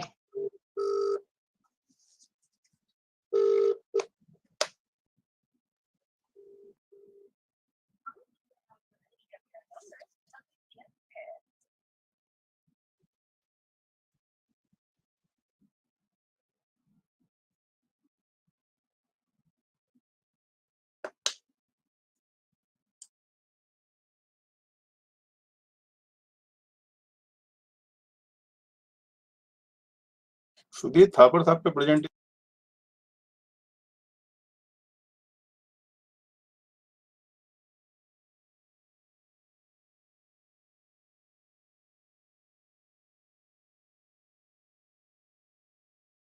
Colonel Thapar, please.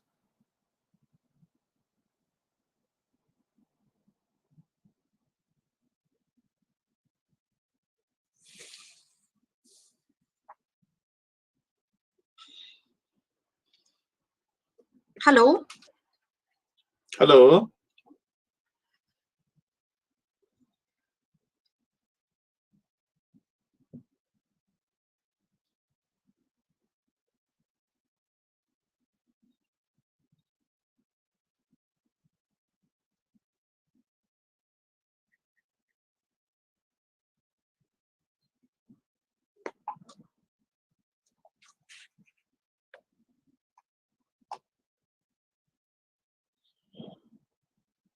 Sunil, you can take the next one, I think, because we're losing time, you know. अभी एक second देखते हैं sir, अभी sir उनको message किया है.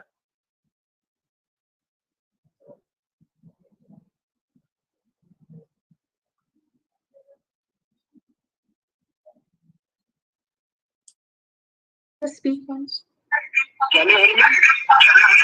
हाँ बोलिए बोलिए सर बोलिए. I think he has logged in from 2 accounts, so उसमें भी problem हो रहा है. नहीं हो रहा. He has logged in from 2 accounts. Sir, you can log out and again come in. Yeah. We can go in the next one. Sunil, let you know. Yeah. So we invite Mr. Hanis Katnavar from Kangra. That is developing eco-friendly and innovative disruptive products like hemp sanitary pads and masks. That is from Himachal Pradesh. And thereafter we will see the presentation which we were looking for from Colonel Raman Thapar, because earlier 2 presentations are linked with each other. Thank you, Dr. Thank you, Dr. Sunil, for giving me the opportunity to speak on this platform.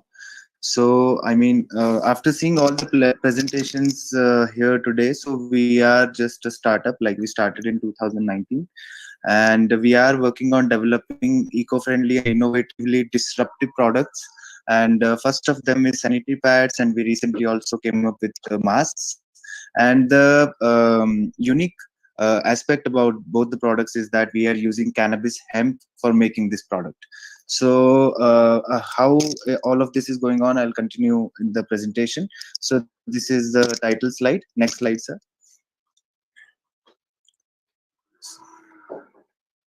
So just to give you a brief about us, we are registered on Startup India and DIPP, and recently we got incubated from National Institute of Agricultural Marketing, where we got our product validated, and right now we are in the process of getting incubated in IIT Kanpur and NIFT New Delhi as well. And we started this company, like me and my partner Sonam Soda, she's from Gujarat, and our achievements are like we have developed world's first reusable hemp sanitary pads. And even the mask that we have is also N95 certified, which is also India's first hemp N95 sanitary mask. Next slide, sir. So why we started with this is something which was actually related to the personal need of my partner Sonam. She wanted to have a better product which was not given by Whisper and Stay Free so far. It was the existing sanitary pads have problems like they lead to skin dermatitis, they have rashes, and they also are leading causes of ovarian cancer as well. So there is a very genuine need for a product which is not just environment friendly but also health based product for women menstruation. And right now, if I tell you the background, there are 47 crore menstruating women, which is based upon the age range, which is 12 to 48 years. 70% of the women belong to the rural area, and 30% of them belong to the urban women. So while we were doing our marketing survey with urban women, they said that they're okay using this reusable sanitary pad even as a disposable one, but they didn't want to go ahead with the reusability aspect. But when we spoke with the rural women, interestingly, they were ready to adopt the reusable one so far because they are already using a cloth pad. So that way it works with them. But with the urban women, we feel that the strategy can be better if we do like a seminar in the different schools, and that we are doing in Himachal Pradesh and Uttarakhand so far. So if we train or teach the girl from the very start of their puberty, like they should shift to the reusability. And why? Because of the health based problems which are happening with the existing sanitary pad. And the second thing is the reusability aspect, like whatever we are disposing into the environment so far is also getting mixed with the waterways and land, so that is not good for the environment as well. Next slide. So actually, I had sent it as a presentation. So, but it's a PDF. So, but I will be able to speak it out. So far, we started this with 3 problems identified so far. First problem was that there is no good sanitary pad or mean of menstruation for women. Second is there is no alternate cash crop for farmer. So there are basic crops which are there like गेहूं होता है या फिर मकई होता है, but alternate cash crop नहीं है. And the third is the plastic waste which is going on. So these problems are related to the social, economic, and environmental impact. So whatever products we create or whatever projects we come across, they highlight all these 3 important aspects. So these are the 3 problems. Next slide, sir. So the solutions that we are focused on, the first solution is this reusable hemp sanitary pad, which has been validated from Atira, which is a government laboratory as per IS 5405. And so this product we are going to launch in the month of December, because right now it's going through the patenting process. Solution 2 is we are making it in the form of by using hemp fiber, which is there in my hands right now. So I mean, so this way we will be getting it from the farmer. So that is a way to boost the farmer economy as well. And the product is already here. You can see the product. We have launched it in 3 different types because we have to go very specific.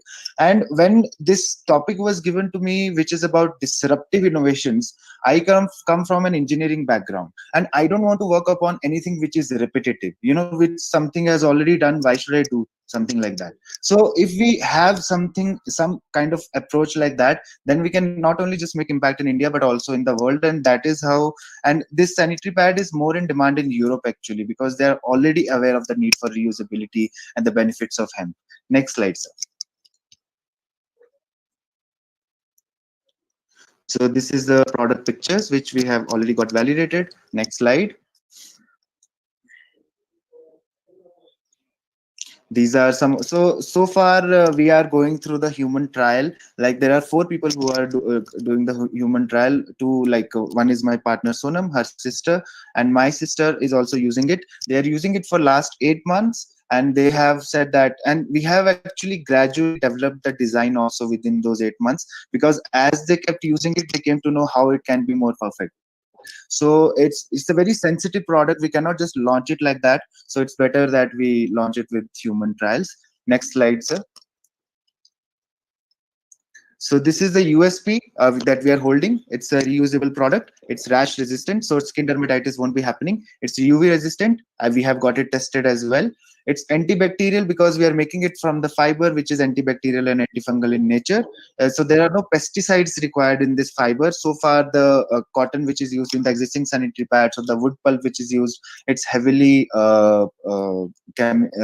synthesized as well. So that is not really good when it comes to a sensitive product. It's also used for heavy flow control. So our niche market that we want to focus on is women who like post-pregnancy women, like after giving birth, they have heavy flow. So we have also developed a very unique kind of design for them. So next slide, sir. So social impact in terms of how we are doing it, like we don't aspire to have a big factory or something like that.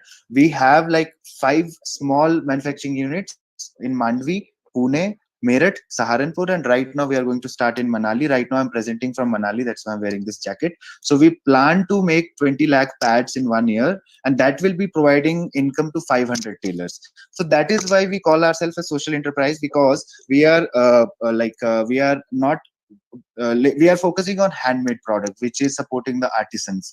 And this is my second business. My first business is into digital marketing and content. So right now, I have experience where people work from home and I provide work to them. So this is one of the ways where we as Himalayan Hemp will be able to provide tailors work at their homes, and specifically women, so that it also empowers them economically. Next slide, sir. Second is the economic impact. So far, the income which can be generated with the this sanitary pad that we have is around 2 crores. So that is like will be distributed amongst all the tailors. And this product that we have is like 600 rupees per year. So this will go for 1 year, and we will put 4 pads in one pack. That means one will be 150 rupees, but it's reusable. And the least, the Whisper Choice disposable, which is bought by the most number of people, also costs 936 rupees 1 year. That means one woman is like disposing of 60 sanitary pads in 1 year, and here there will be only 4 sanitary pads and they won't be disposed as well. So that is a good environmental cause. Now next. So this is about environmental impact. So these are the numbers. So we will be reducing the sanitary pad footprint by 664 pads just in India, and that is 170 tons of waste we are talking here. Next slide, please. So these are the test certificates. We can talk about it later on as well. So, but these are the test certificates. Next slide. So again, this is hidden, but this is just to show how we do it on social media. Like we use AIDA model in our strategy. AIDA means awareness, intent, desire, and action. So since we are talking about something cannabis hemp, which is something illegal in India, like under NDPS, but we are using a provision of a state in Uttarakhand where we can grow industrial hemp for these kinds of purposes. So awareness is the first phase. Like when we tell people that it is made from cannabis hemp, the first question they ask is, will we get intoxicated with it? And we have to explain it to them that it is not intoxicating and it is a fiber-based product, which is a different product from cannabis hemp. And we also keep doing stalls and awareness campaigns in different areas. This is the product that we have launched as the mask, which is already on the website. So this is our first product, which is already out in the market. Next slide, sir. So these are our so far the market analysis that we have done. We are associated with an NGO in Tamil Nadu, which is working with imprisoned women. So these are the women who are in jail and they don't have basic sanitation. So we are going to deliver 3,000 pads to them. And we also did a crowdfunding campaign and we raised about 1.3 lakhs for that. And we have a society also in place. So if anybody who wants to come up for this project with us for this, we won't be getting any money for this, but this is an NGO based project. So we are open for that. We have export based opportunities in this. There are teenagers and young girls from schools that we can specifically focus upon. We can train them for why to adopt reusability, why to go for organic products. And then new mothers, like after the delivery for heavy flow and absorbency, these are good products. And for rural women specifically, that is our major target area. Next. KGF, please. Yes, this is the competitive analysis. Next slide. This is very basic. This is the product. Next slide. Again, the mask product. This is this is the second product, the mask that we have recently launched. It is N95 certified, and this also we are making in those 5 places where we are stitching the pads. So we are creating value with these masks as well. Next slide, sir. So these are the product layers, like how we have divided it. And this also you can order this on himalayanhemp.in and you can see it for yourself over there. Next slide. because I want to focus on the slides in the end. Next, let's finish with the product slides. I want to focus on the last portion. Next. These are test certificates. Next. This is the packaging of the mask. You can see it's very important that you have a visually appealing mask so that you can appeal it to the people. Next.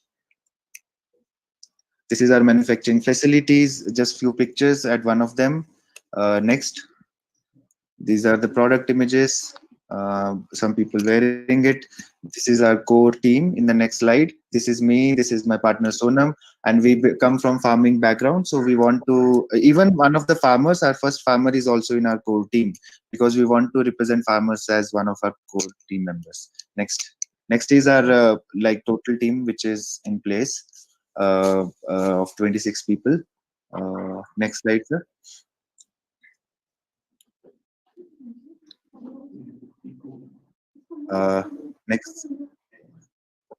Next slide.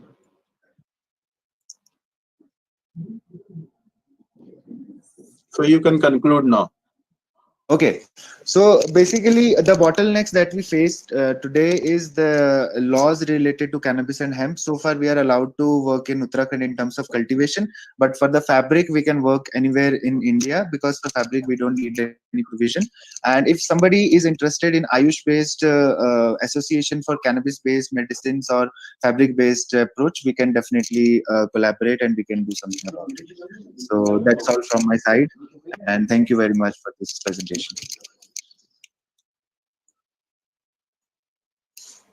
Thank you, Mr. Kapnawar. The beauty is that you have worked on the certification and then validation of the products. So that is the kind of products which can appeal to the market. And now we open for any questions to this is specific products. Yeah, Mr. Manish, I have a question. Because this is it's a very personal product, the alternate, using the alternate materials. So here, do you follow, because as far as the sanitary napkin is concerned, there is an Indian standards, IS 5405. 5405-1980. So do you follow that, or is it compliant to that? Yes, this sanitary pad is complying that, and those test certificates were conducted on the basis of that standard. In nothing. 5405 compliant. Yes, sir. Thank you. Any other question, please? Yeah, Madam, I have one, Sunil ji. हाँ बोलिए. सुनील जी, मेरा एक सवाल है इनसे कि आपने बोला कि आप ह्यूमन ट्रायल भी कर रहे हैं, तो फॉर एनी ह्यूमन ट्रायल और clinical trial you have to take some approval. Do you have such kind of consent और approval? Sir, like it's like that, my partner. Before that, you also need to have safety and toxicity data of the material which you are using for that pad.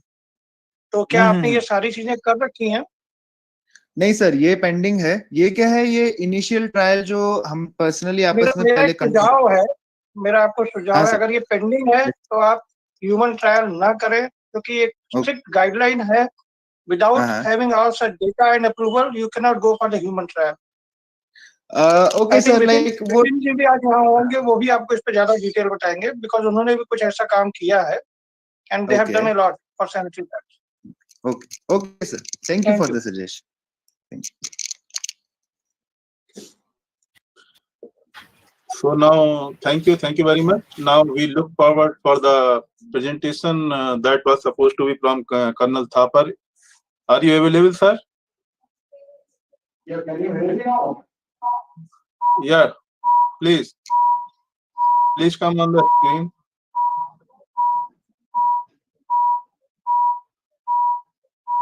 Or Kanika can join.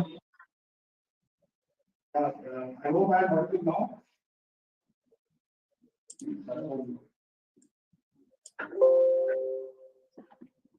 I hope, sir, I am audible now.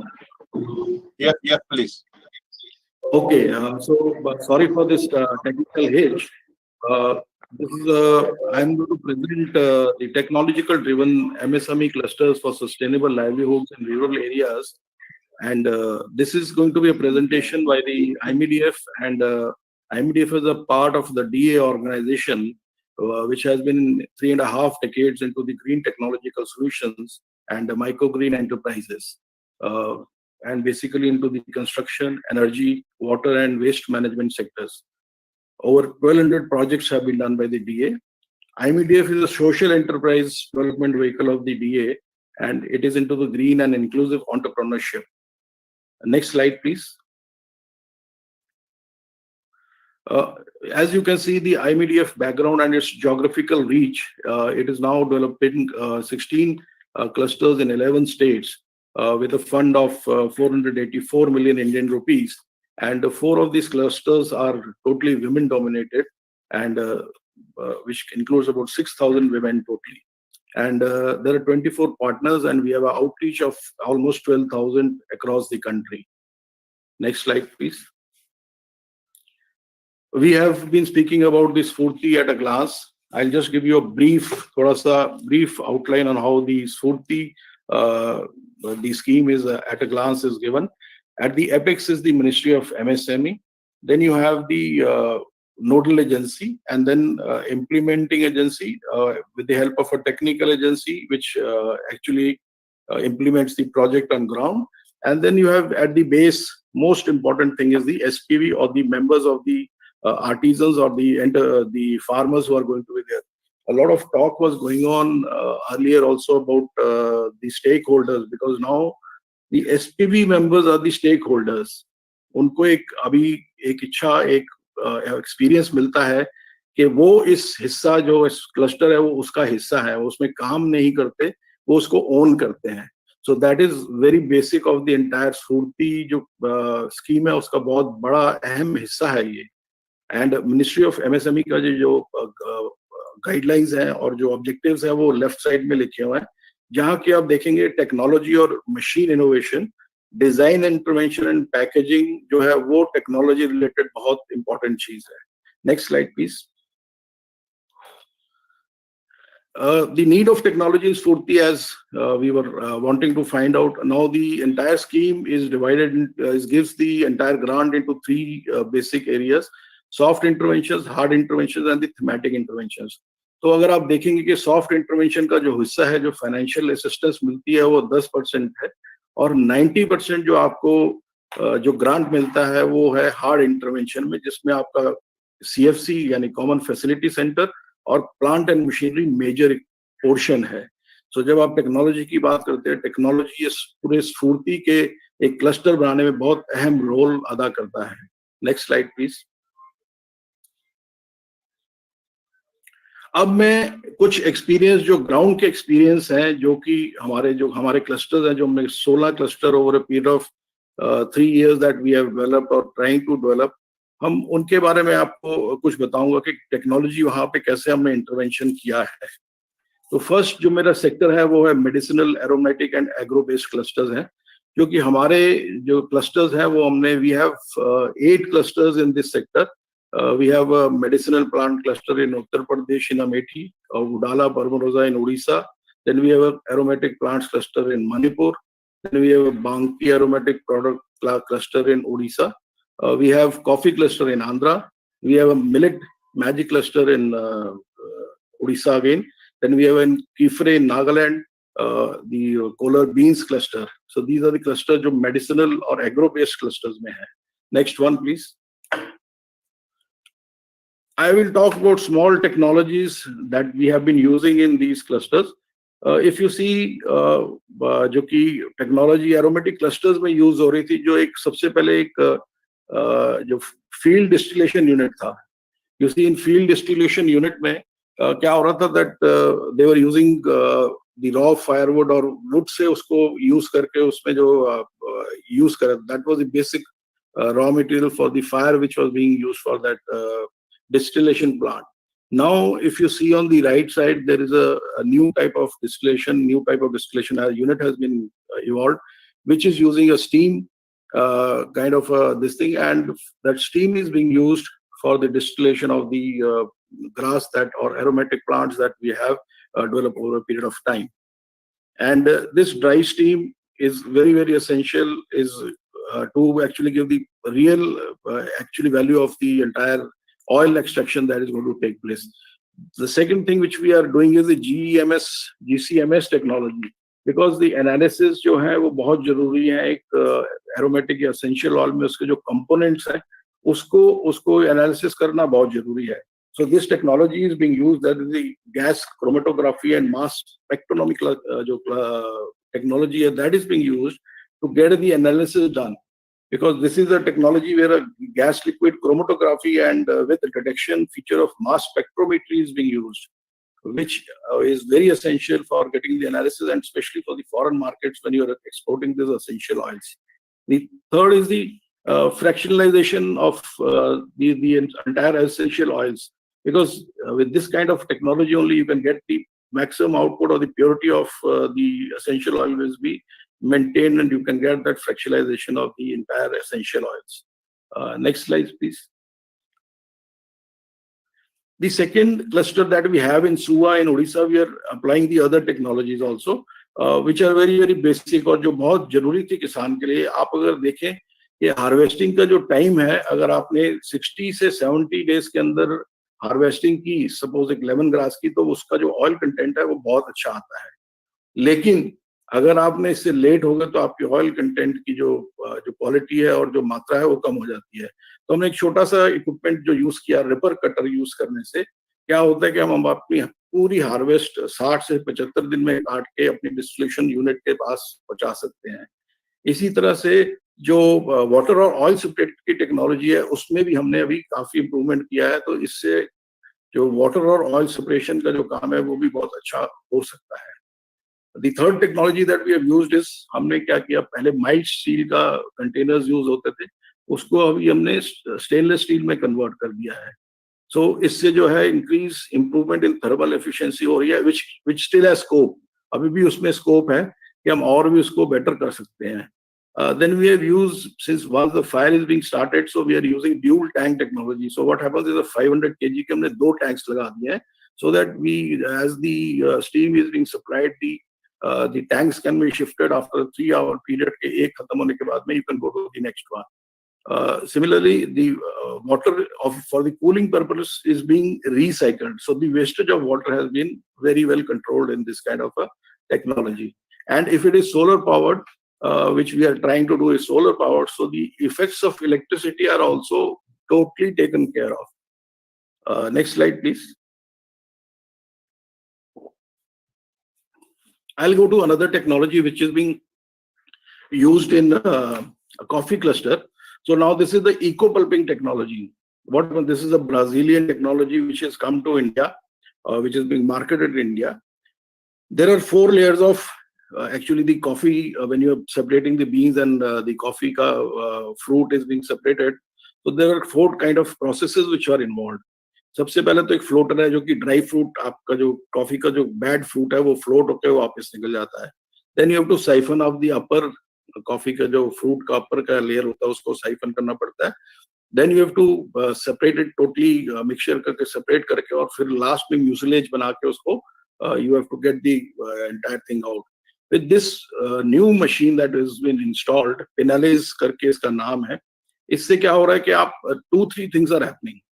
Firstly, it is a very compact machine, which is portable, easily assemblable here at the place. Then water saving बहुत ज़्यादा हो रही है इसकी, जो कि पहले जो आप फर्स्ट और सेकंड स्टेज में आपका जो निकलता था, जितना भी वेस्ट होता था, that was a toxic waste which was being left into the open rivers and all, which was polluting the rivers. That is being avoided now, and the tanks which are getting the wastewater, they are recycling it and again getting it back. That water is being used, so which was not there in the earlier process. This is the latest technology we have applied in the coffee cluster of ours. Next one, please. The other clusters, the next set of clusters that we are using are the lifestyle clusters. इसमें हम natural dye के clusters हैं ये हमारे. तो as you see on the right top में, there is a indigo natural dyeing का हो रहा है. Now we want this technology still we have to develop and make it more technology based. because there is a certain type of temperature required for the different dyes that we have to take out: indigo, pomegranate, eucalyptus, or areca nut. So in the indigo, temperature is required, which is at 50 degrees or so. So this is only been given by the sheep dung, which is being used for this. You see the lady sitting there underneath, that is sheep dung is burning, and which is giving the indigo dyeing for this. So we want more technology to come into the sector, so that for different dyes, different kind of temperature requirements are met, and the dye takes place properly.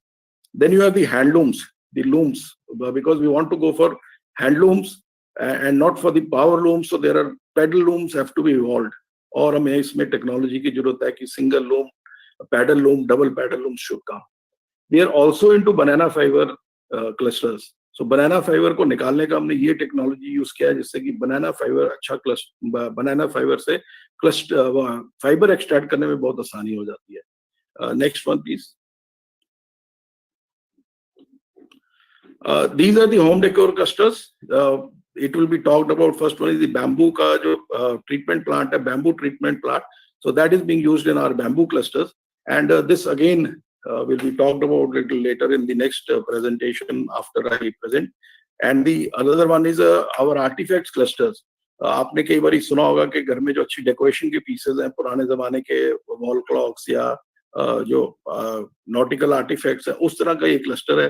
तो इसको electroplating करने के लिए and make it a working model, जो कि आप अपने घर में लगा सकते हैं एज अ डेकोरेशन पीस, इसके लिए हमने electroplating of at a very large scale use किया, जो कि एक आम आर्टिजन शायद नहीं यूज कर लगा पाता कभी भी. तो ये क्लस्टर से वो चीज बहुत आसान हो गई है. Next one please. The next cluster that I am talking about is a service cluster. Most of us believe that service cluster नहीं establish हो सकता है, लेकिन this is a handmade jewellery का cluster है, जिसमें कि हमने टेक्नोलॉजी का इस्तेमाल करके जो entire ज्वेलरी मेकिंग है in that area, plus जो hallmarking है gold ज्वेलरी की, which is an essential part of the World Gold Council and requirements of our domestic sector also. This is being done under a one roof, where a hallmarking of the jewelry can be done. Earlier, these artisans were going to urban areas to get it done. Now, around their own place, they can get that hallmarking done, and casting and molding of their products that they get. Everything can be done under one in this particular cluster. Next. I have listed some opportunities which exist in the value propositions that we made. I have made it into three portions. The first one is on the agro-based and farming clusters. So where we require a technology is the sowing and harvesting. As I mentioned, the mechanization is required, which will yield very good results. We need cold press technology, because chemicals are being used. If you get cold press technology into the oils and food grains, kind of a thing, then you again will have desired results. The drip irrigation and the water ionization is also required, because we found that in one of the places where salinity is very high, if you have drip irrigation along with the water ionization process, then you can reduce the salinity. Now, organic sampling or a nursery-based sapling can also be a factor which can help the agro industry में, agro farming में या agro based clusters में use हो सकता है. To go from a agro organic and residue free this thing, so you have to develop from now the fertilizer based farming से आपको organic और residue free, पहले और residue free में आएंगे, फिर आप organic में जा सकते हैं. So that technology has to evolve over time, because it takes almost 3 to 4 years to shift from this kind of a thing. So those technologies also are required. Sir, conclude. Sorry? Conclude कीजिए, time up हो रहा है. Okay, sir. Then the other ones, you see the weather monitoring, drones, and eco-friendly packaging is also required. So these are the things which are required. The next one, in medicinal plants में आप देखेंगे, medicine plants में आप देखेंगे कि that you solvent extraction के लिए आपको अच्छी टेक्नोलॉजी की जरूरत है. You required field testing kits अगर आपके आ जाएं तो आपके क्लस्टर डेवलपमेंट में और मेडिसिनल प्लांट क्लस्टर्स में आपको हेल्प हो जाएगी. And similarly in the handloom and handicrafts, so the water management like in cotton farming is very essential. The natural dye extractions में आपको requirement है टेक्नोलॉजी की, at different temperatures require. the incorporation of solar or amba charkha also will help you to a large extent. Next, please. Some of the challenge I have listed, because the technology means the social environmental issues have to be taken care of. I already mentioned from a GM to hybrid to residue, you have to, that is a time frame challenge is there. Then the skill training and capacity building of the artisans is again a very issue which we need to address. And as far as the technology related to livelihoods, rural livelihoods are concerned, water और waste management is a issue जो कि आपको अगर technology वो मिल जाए तो बहुत advantages है. Eco friendly packaging is what is required. We have to shift to renewable energy because power और इलेक्ट्रिसिटी का जहां अभाव है वहां पे आपको ये टेक्नोलॉजी में शिफ्ट करना पड़ेगा. Next please. And the collaboration, these are the fields we thought collaboration में बहुत important काम आ सकती हैं. जैसे infrastructure में we spoke about के local material का use हो, चाहे local low cost house building and material का use हो. इसमें I think fly ash is a very good example where clusters of fly ash can be built and technology can be used for infrastructure development. Water, waste, soil, both are self-explanatory. The clusters can be research and trial grounds for making all the technology which is being held, which be a trial grounds for that. Digitalization, self-explanatory. Certification we want. The impact evaluations we want. As to when cluster में हम जाते हैं तो जो हम करना चाहते हैं उसका after a 3-year period we want to know the impact evaluations of everything. The technology that we have done, the other thing that we have done. The quality control and standards is another essential thing in clusters where technology can come in big way. And institutional linkages. Again, we have taken a step that we are going to All India Council of Technical Education for linking the technical institutes with our clusters. So once the technical institutes get connected, then you will have students who can learn, who can be an apprenticeship on the job, on the job apprenticeship मिल जाएगी. Next one, please. आएंगे तब होगा, नए app आएंगे तब होगा. These are the collaborators. These are the partnerships and collaborations we have done in last 3 years. We have almost now 24 partners whom we are working in these green technology or entrepreneurship clusters all across India. Thank you.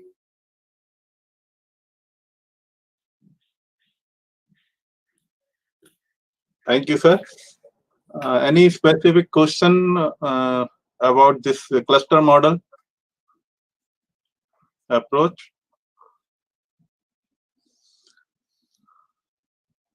So now we jump into the next presentation, which is the showcase of the one of the cluster that is in Gujarat by FIWAD. So we have Madam Ratna here. Ma'am, you are there? Yeah. I'm here. I'm here. Yeah, please. So I have a presentation. While the presentation is just being loaded, I introduce my organization, SIBAT, Center for Indian Bamboo Resource and Technology. This is a Section 8 not-for-profit company. SIBAT actually develops the bamboo technologies which to create artisan entrepreneurship clusters and also support the resource management that increase the rural resilience and also contribute to the afforestation or land degradation and climate change mitigation and the economic growth of the artisans. We actually believe in commitment towards the circular economy and bamboo livelihoods and working with the rural community for their upliftment. So we have a project, we have a head office in Delhi, in Zamratpur Community Center. We have project operations spread in Gujarat, Maharashtra, Uttar Pradesh, Uttarakhand, Himachal Pradesh. We have conducted research studies and trainings in Maharashtra, Odisha, Rajasthan, Tripura, Nagaland, and Assam, 3 northeastern states. What we just do many projects, though this presentation is about technology application in bamboo sector for the rural community, especially in Gujarat.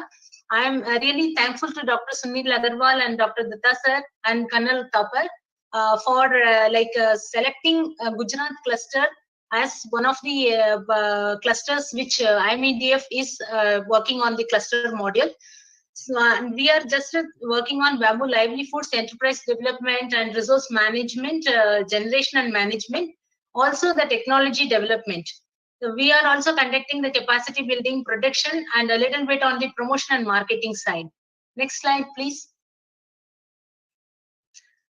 So while we are having a expertise in bamboo handicrafts, bamboo construction, and bamboo furniture making, there are other areas that where I wanted to show the expertise or the field trial or the pilot studies conducted on making sanitizers, bamboo fiber extraction work, bamboo charcoal and bamboo charcoal soap, bamboo soap also, and cream. There are bamboo tea, and there are like a Himalayan Himalayan nettle products, paint balm, Himalayan nettle capsule. So we are working on both bamboo and also other NTFP products. So these are all at various stages of the pilots that we are just working. This is a part of the Spurti project, one or two of the pilots that we will be promoting. The Spurti cluster project is 1 year old now. Next slide, please. We are like the few of the products that which we have already developed in Spurti cluster, like bottle folders, mobile stands, and lamp shades. And there are other like hangers and coil-based products that we are going to be introducing soon, and hot pot stand. And these are the things that we are just already started working in Spurti cluster in Gujarat. Apart from that one, we are also like working with the farmers on bamboo plantation and bamboo plantation management, and also introducing the specific species which are going to be helpful for our own work. Next slide, please. So the topic has been given on that need of the technology. So what अभी हम लोग का जो है वहाँ पे primitive tribal group जो कोटवालिया के साथ में हम लोग काम करते हैं, so they have a basic working knowledge on bamboo. So they weave the projects and all the baskets which are just been like produced and then exported to various other states in the country, which are made made by the Kotwalia and also other tribal people there in Gujarat. There are 7 districts which are predominantly working on the bamboo products. And they use the very traditional tools. And also the production is only basket which are confined to the local market. And, all the whole family, the 5-6 लोग है ना, सारे intensively वो production में लगा रहते हैं, and technology access is not there. उनको डिमांड भी उतना ही कम है, उतना ही उनके पास में इनकम है, and only the middleman is there, so there is no direct market linkages for their products, and aggregated demand is not there. Everything is a family business and a small work that they are doing. And introduction of the plastic products also diminish their demand in the market. So, and most of the Kotwalia tribal young members used to migrate to other urban areas for want of jobs. So, and also that sugarcane fields. Another one biggest thing that what in the present scenario that what we are seeing is that unwillingness of the young generation who are taking up the traditional occupation of bamboo based production or bamboo based products making. So here we come into the technology introduction, where the skills also skills of these people are enhanced based from the weaving से लेकर के उनको furniture making का, construction का, components making के लिए that we are just helping them. And we introduced new improvised tools, and also we provided them training on the usage of the treatment of the bamboo is also been touched in the morning also on the in another webinar about that one. And actually conservation and then making the bamboo for its durability and longevity, treatment is a must. Treatment either by normal traditional method or by a boucherie method or a pressure vacuum treatment. These are in Spurti we are using the power pressure vacuum treatment plant method for longevity of the bamboo products. Bamboo working machines that we have introduced for uniformity and faster production, and a lot of new innovative products that been shown in the previous slides, and also by Colonel Topper in the catalog that has been produced by using these bamboo working machines. And we also, at the end of the 3 years of this project, we will have to be getting the SPV operational. We registered one SPV, and artisans are become the members, and then they are going to be taking up that one after the project is getting it end. So we expect that one less dependency will be achieved on the middleman, and aggregation at the SPV level, and they will be able to be really making a creation of more jobs, and also there is going to be economy is getting more increased. Please, next slide, Madam, please. do fast. Do fast. Yeah, the Spurti cluster, which is the TAPI, it is in TAPI. INEDF is the nodal agency, and APTANS is the technical agency for that. We are working with 500 plus Kotwalia primitive tribal group members. The left-hand side, the two pictures are showing the traditional baskets and the like small soups and other things that they are providing. The training is a very intensive way, is of 1 month to 4 months kind of the intensive training provided to the Kotwalia members in making the other products, which you few products have been shown. So this is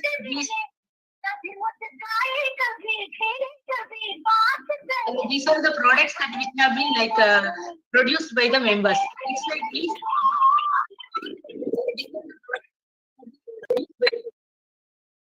Next slide, please.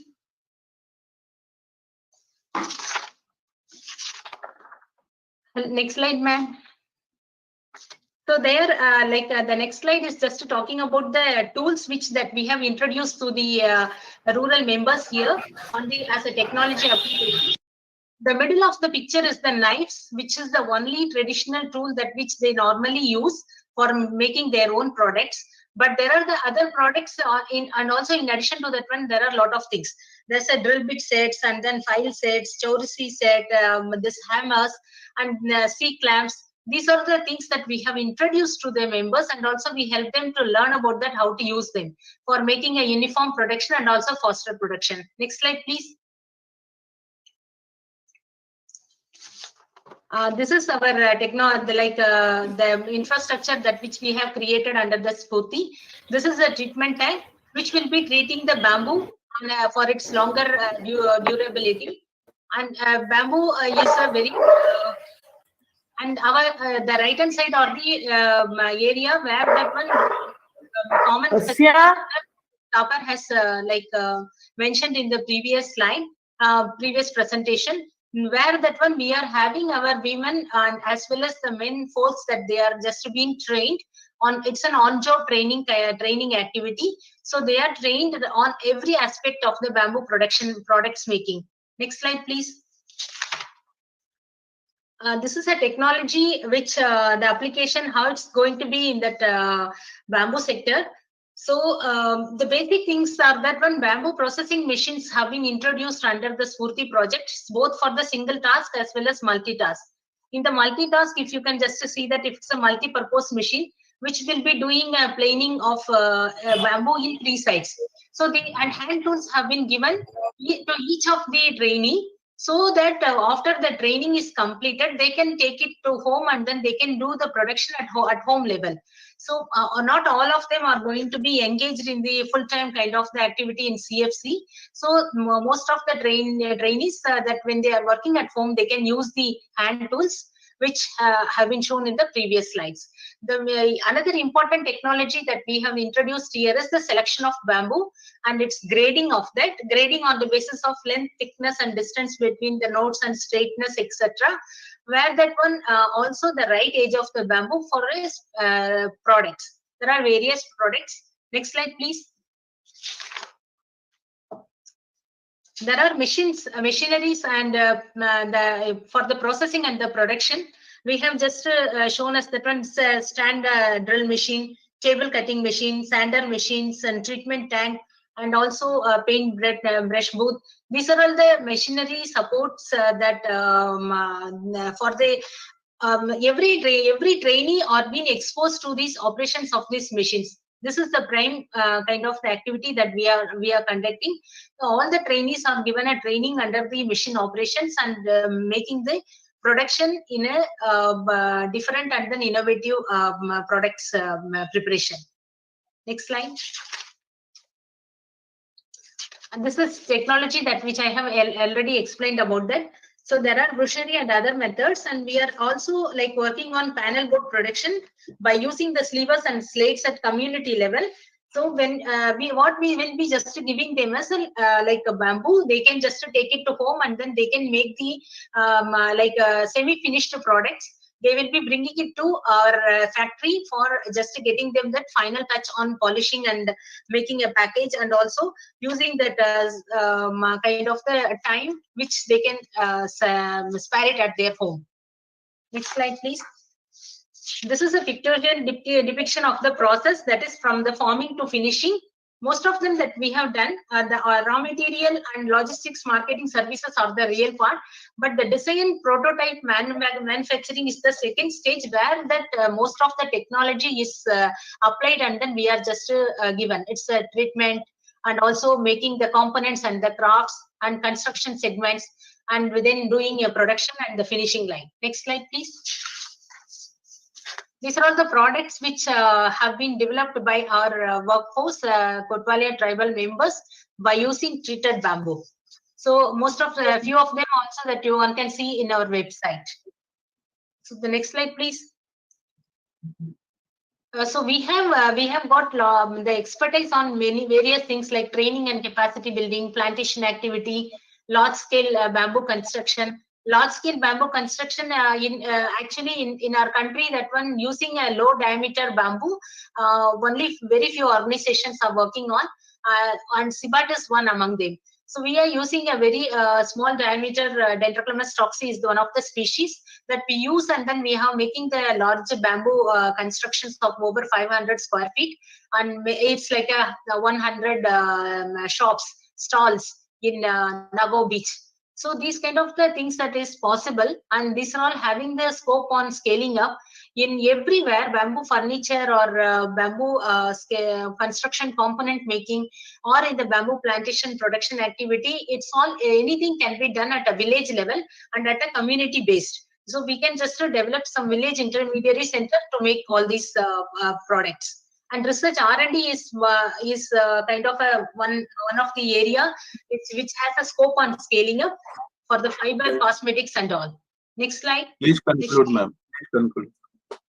This is the last slide on the challenges and support needed, where bamboo species have been like not selected species or for the selected purposes. So there is very much like a demand on plantation preparation, and then making the farmers awareness, the farmers to go for the bamboo plantation, and machineries which are required for the bending, flattening, straightening. So these are all the very time consumption kind of the exercises. So machineries needs to be developed, and any support on that one would be fine. Conversion of the bamboo waste is a very, very high costly kind of the industry, because converting any industry's waste can be used as a raw material for the another agency industry. But this is again is a costly kind of the action. Research on bamboo for the products and as fodder for the cattle, and also as Sarah also mentioned about that one low cost bamboo housing to artisans, we can start on a pilot project. These are all the things, and innovative products, bamboo packaging and bamboo boards, and those kind of enterprises also can be like take up. This may be my this is my last slide. So what is USP is that one, it's a very fastest growing species, and what we need that one is forming to finishing, ease of process is the very much required kind of the thing. So we are willing to work on that one. Any knowledge organizations or with DST and everyone. Thank you so much for the opportunity. Thank you, ma'am. And Dr. Saraj is there from NBRI. Dr. Rawat is also there. Suraj जी, आप कुछ कहना चाहेंगे? Medicine plant और aromatic plant का बातचीत हुआ। हाँ जी, बहुत अच्छा इनका काम चल रहा है, और इनको जहाँ कहीं भी हम लोगों की सपोर्ट की जरूरत होगी, we are ready to help them with technology as well as value addition part. Thank you. Any other specific questions about the cluster model? Raghunandan sir है CTD से। सर आप कुछ कहना चाहेंगे? So,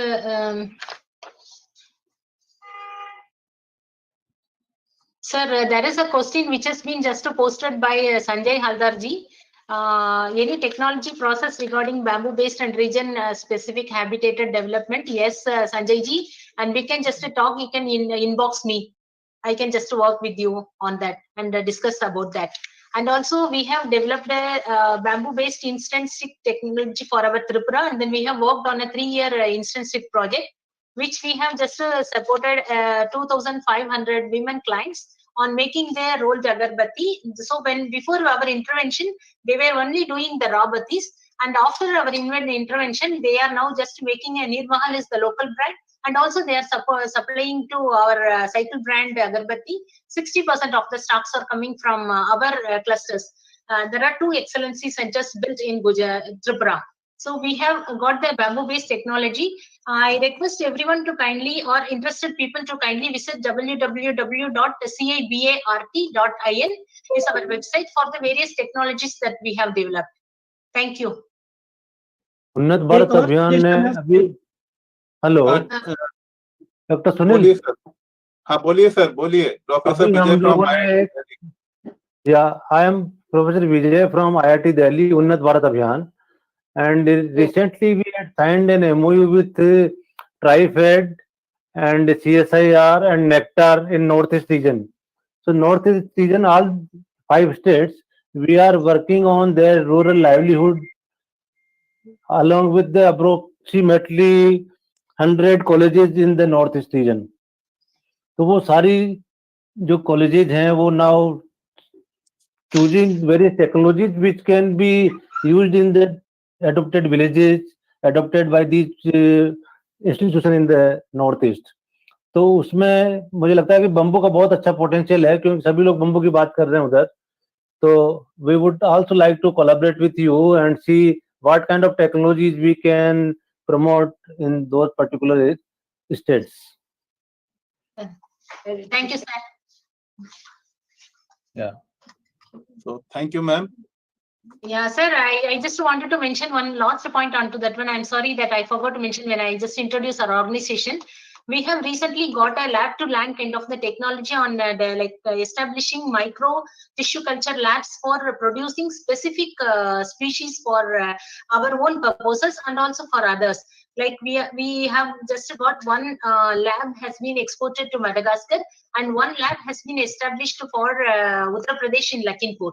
So we are very happy to just to work in any other technologies too with the interested persons. And this is a very low cost kind of the technologies that we have introduced for the benefits of the farmers, ma'am. Thank you, ma'am. Thank you. Thank you, sir. So now we have the last presentation from my side from the seed division, and this is about how we are working in the field through a network of science-based organizations.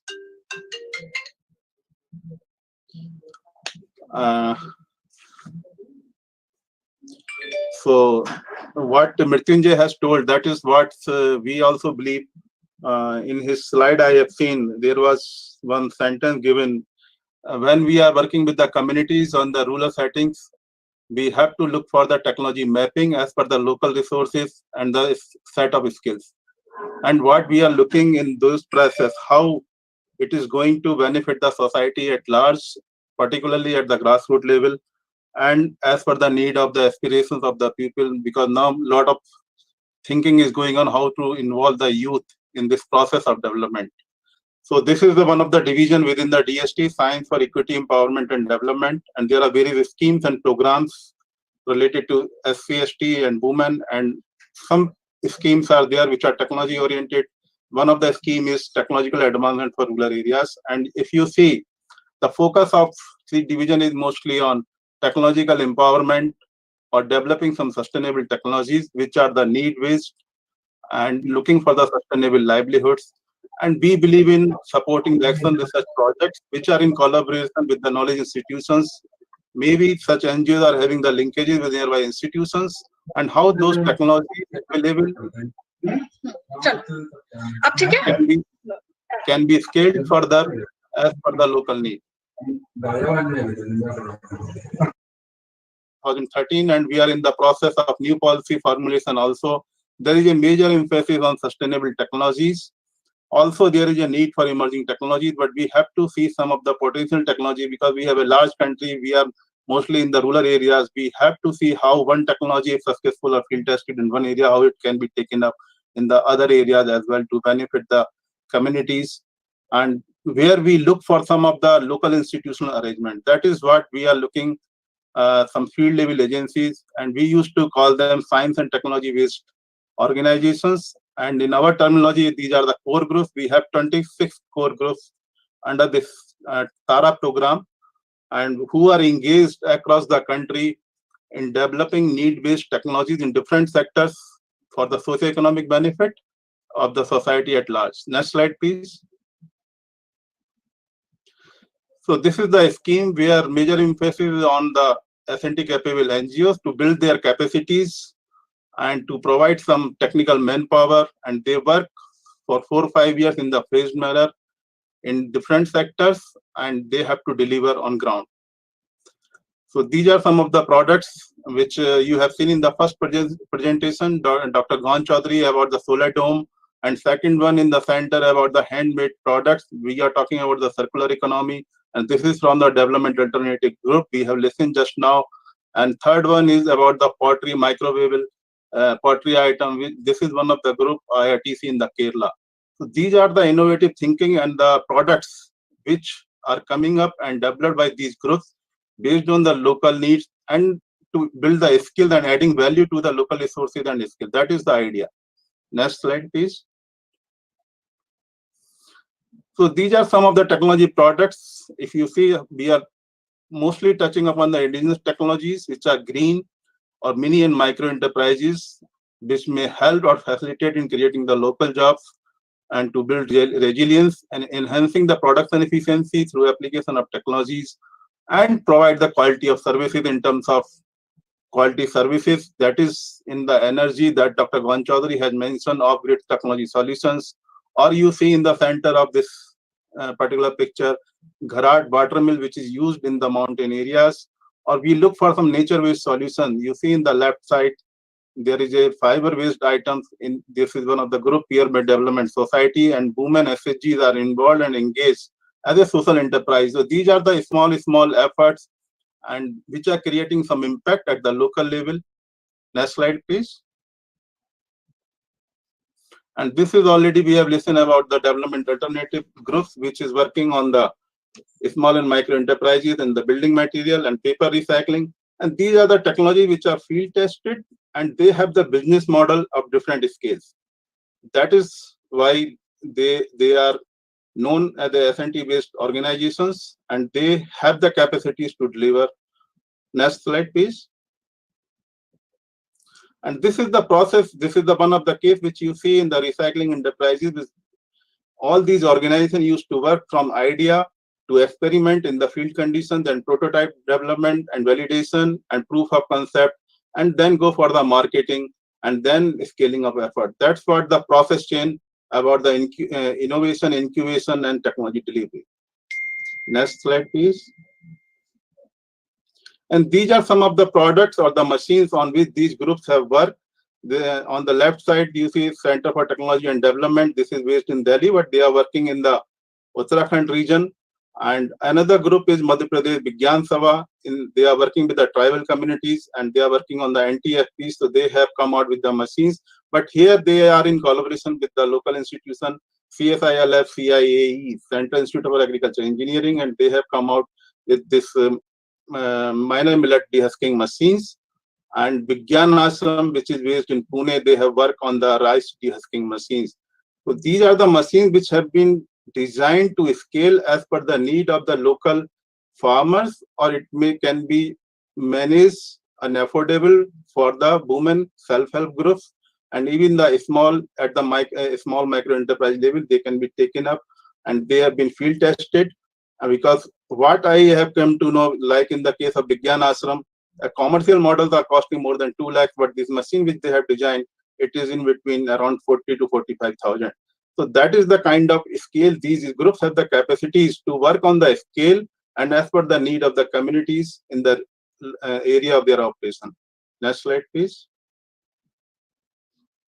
These are other efforts which are being put in by other core groups, and this is one of the group based in Hyderabad and seed, and they are working on the dryers, and they have come out with some innovative products. And one group working in the Himachal, in this Uttarakhand, HESCO, Dehradun, they are working with the women SHGs, and they also have women technology park. And right side, you see this is another group, Tide Bangalore. They are working in the energy sector, and they have come out with innovative products and varieties of produce. Next slide, please. So this is one of the business model you see. This is from Seed Hyderabad. They have worked on the solar cabinet dryers, and they have come out with different scale, SDM 50, SDM 100, different capacities as per the need of the enterprise. And they are working on constantly to innovate and come out with the next level of solutions. So that is the continuous process on which these groups used to work. Next slide, please. These are some other initiatives which are recently being taken up. Dr. Lal Singh has already mentioned about the space and water heating system for the high mountain areas. And development alternative, Dr. Vijayalakshmi has worked on the water-related problems. He has come out with the solutions. And dome dryer, this is again from Vigyan Ashram. And micro solar dome, already we have talked about this. And one group is Vivekananda Kendra. They are working on the biogas systems, and that is in the Kanyakumari. And all these technologies and the profiles, you see, this is the, we have tried to capture some of the technologies which we used to look as a social enterprise. They are not only helping to improve the economy or the livelihood, but also they are providing the quality of services, the quality of life. So we look as a socio-economic empowerment as well as environmental benefits. Next slide, please.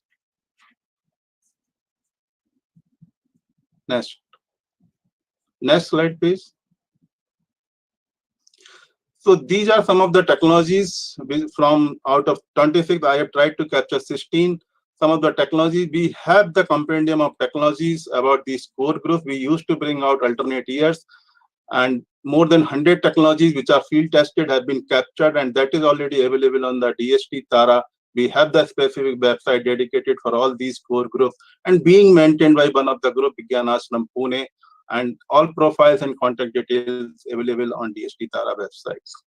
Next slide, please.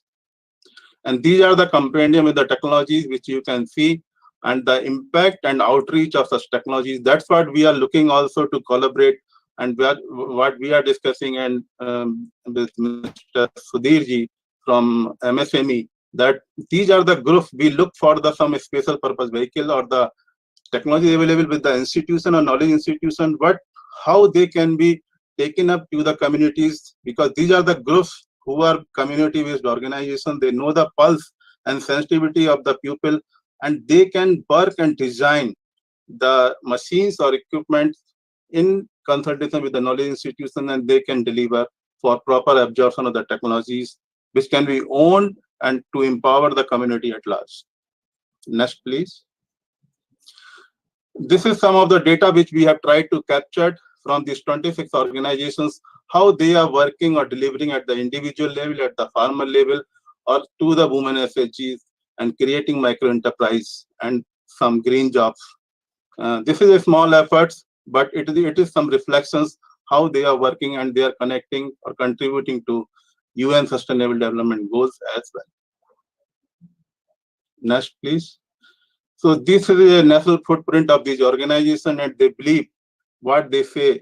We have the core manpower which is supported by DST, and they have the capacities to innovate as per the local needs and requirements.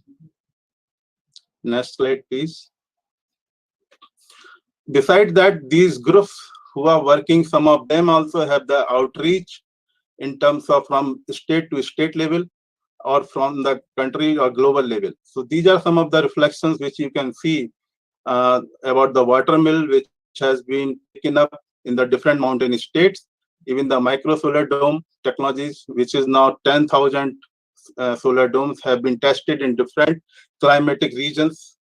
now is in demand in the Bangladesh, also in South African countries. And Development Alternative has come out with the technology package for paper recycling and vertical strip brick technologies, which is also being promoted now and has been taken in the Bihar recently, because it is helping in the sense from the pollution point of view. And also in the South Africa countries, we have such knowledge that they have some projects which are helping to set up such units in South Africa and some countries. And Seed Hyderabad is also having this solar dehydration technology in demand, not in India but outside as well. And Tide Bangalore, which is working on the energy efficient cooking devices, is also having the support from the national international funding agencies.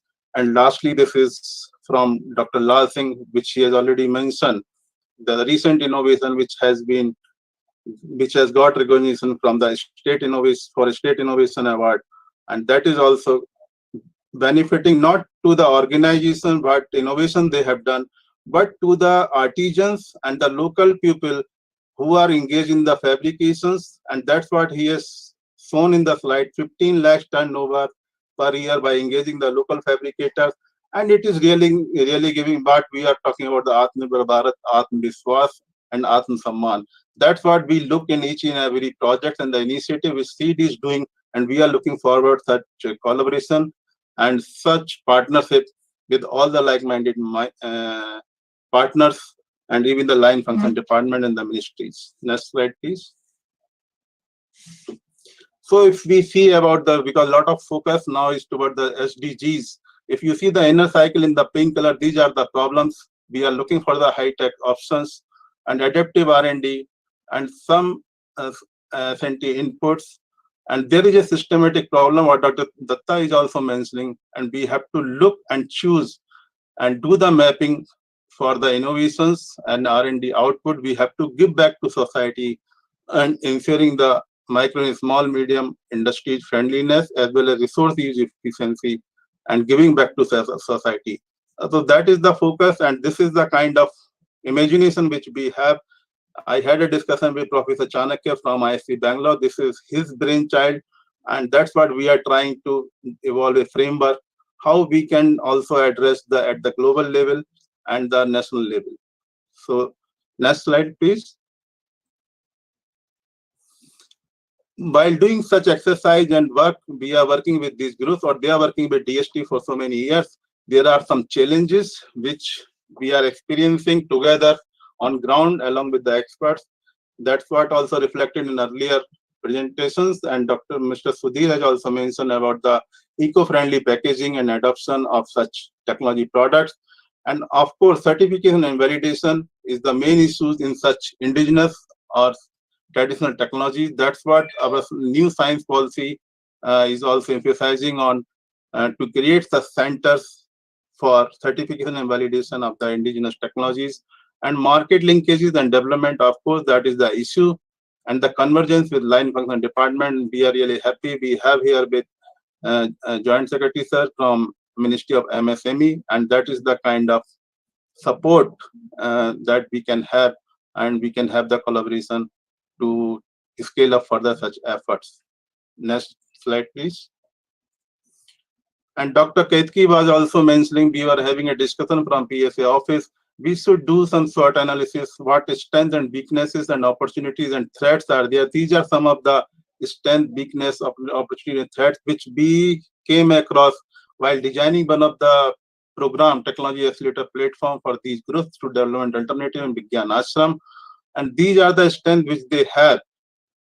These organizations have the strength to map the technologies, the needs of the local community for socio-ecological impacts. But there are weaknesses also. They are in the remote areas and not properly connected with the research institution. Though DST try to put, and we go in the field with R&D institutions, some scientists, and then we also find the solution on the ground. And no mechanism for standardization and validation of technology. That's what these groups are struggling, and we are looking for that in the new policy also. And opportunities are there, of course. They have a network at the field level, and new livelihood and rural opportunities can be promoted through engagement of core group as S&T capable NGOs. And threats, of course, because some of the products which they have to see and design as per the availability from corporate and other institution in the market. Next slide, please.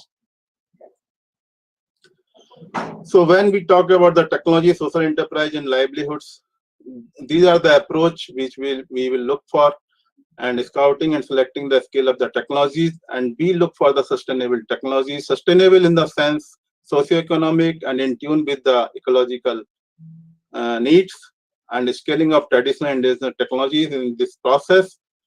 And of course, we look for the self-sufficiency and self-reliance, which we are talking at the village level, and building the local capacities and skill to address issues of equity, empowerment, and development in rural landscape. And of course, engagement of the academic institutions, CSIR labs, and IITs, which are really helping some of the groups which we have seen in some of the technologies.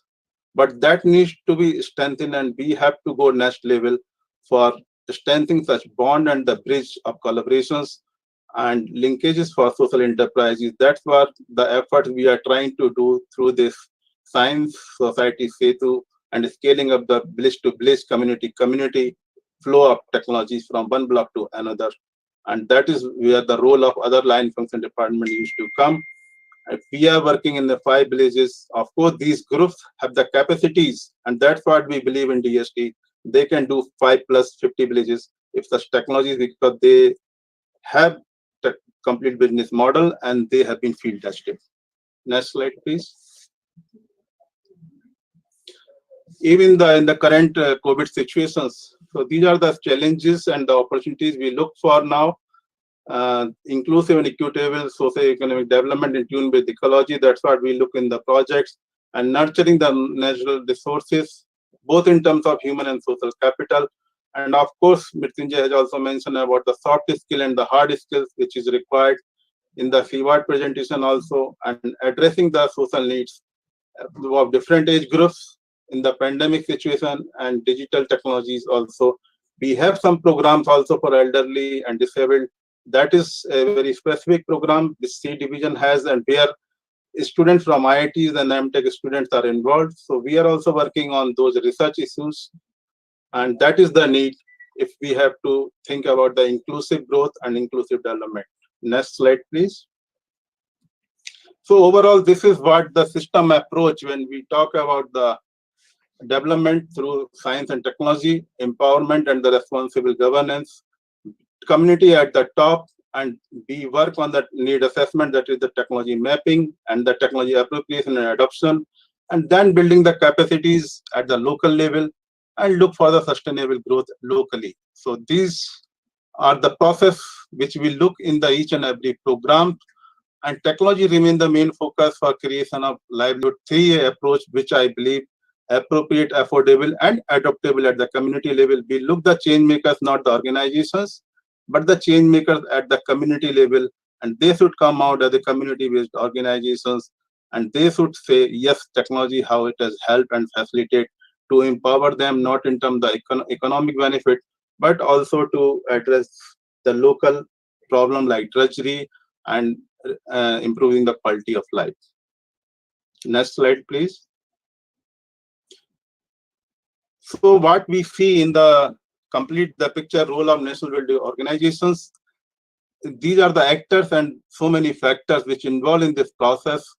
Schools and colleges, which is the model of the Vigyan Ashram, they are engaging the student. Even the Barefoot College, which is in Rajasthan, Tilonia, they are also working in the same approach in the night schools, and they have come out one of the technology product, solar-based digital that projector, and they are working on this process, how we can build the capacities and we can infuse that S&T things in the mind of these budding scientists at the school or college level, and further it can go how it, at the next level, and then we look for the technology incubation or technology development and incubation and then delivery, and look for the social enterprises. So this is the chain which we will, and where CSGs have the role. And our approach will be what we are talking now about, the Atma Nirbhar Bharat, village-centric rather than city-centric growth. And because India lives in the villages, and that is the route which we have to look for when we are making such efforts. Next slide, please. So finally, it is the need to nurture rural and social entrepreneurship system, ecosystem. And that's what Dr. Lal Singh has mentioned about the what we look at the startup, or we should look for the social entrepreneurship. And technology is required at the speed and scale. And of course, it should ensure the sustainability. And this is a collective effort. Individually or individual organization can't do this, because if we are working on the ground or with the community, we have to do collectively to address the challenges at grassroots level and the impact at the bottom of the pyramid. And that is the need.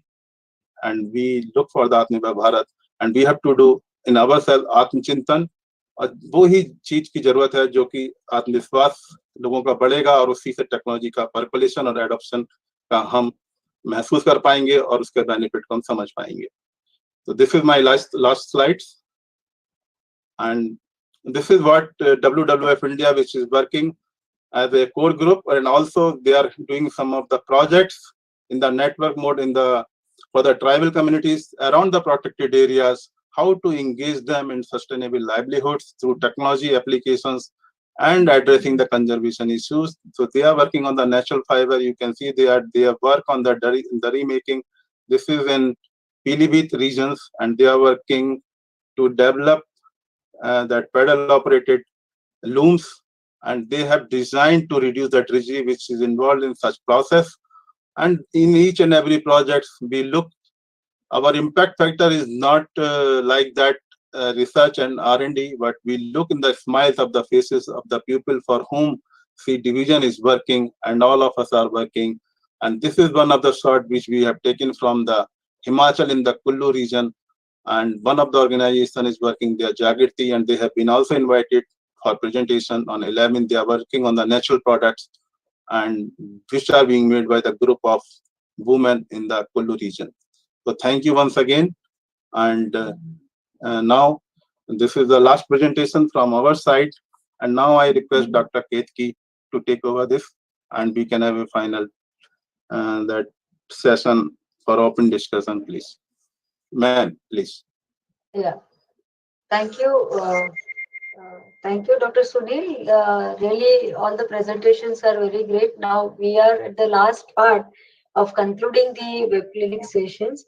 So before I ask our expert members, I would like to take some few questions which I have received. So one question is, this question is for Dr. Mrityunjay Swar. I hope Dr. I'm here, ma'am. I'm here.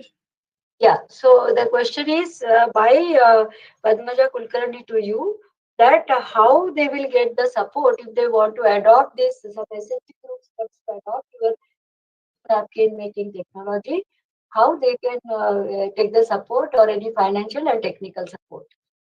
Please, answer the question. Somebody is asking some support or what?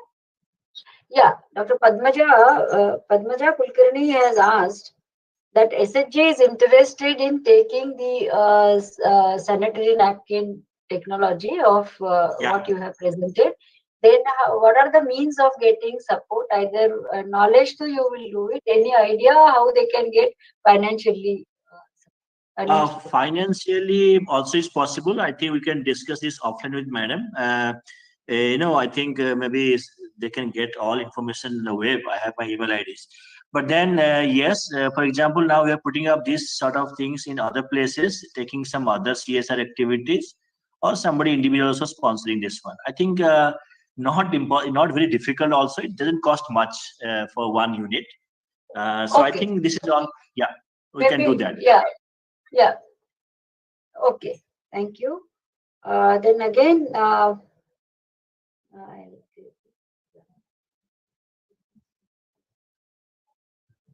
just give me some time.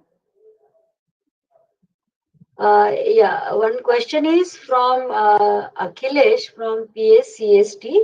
again to Dr. Mrityunjay. So he has requested you to share the details of incense stick technology.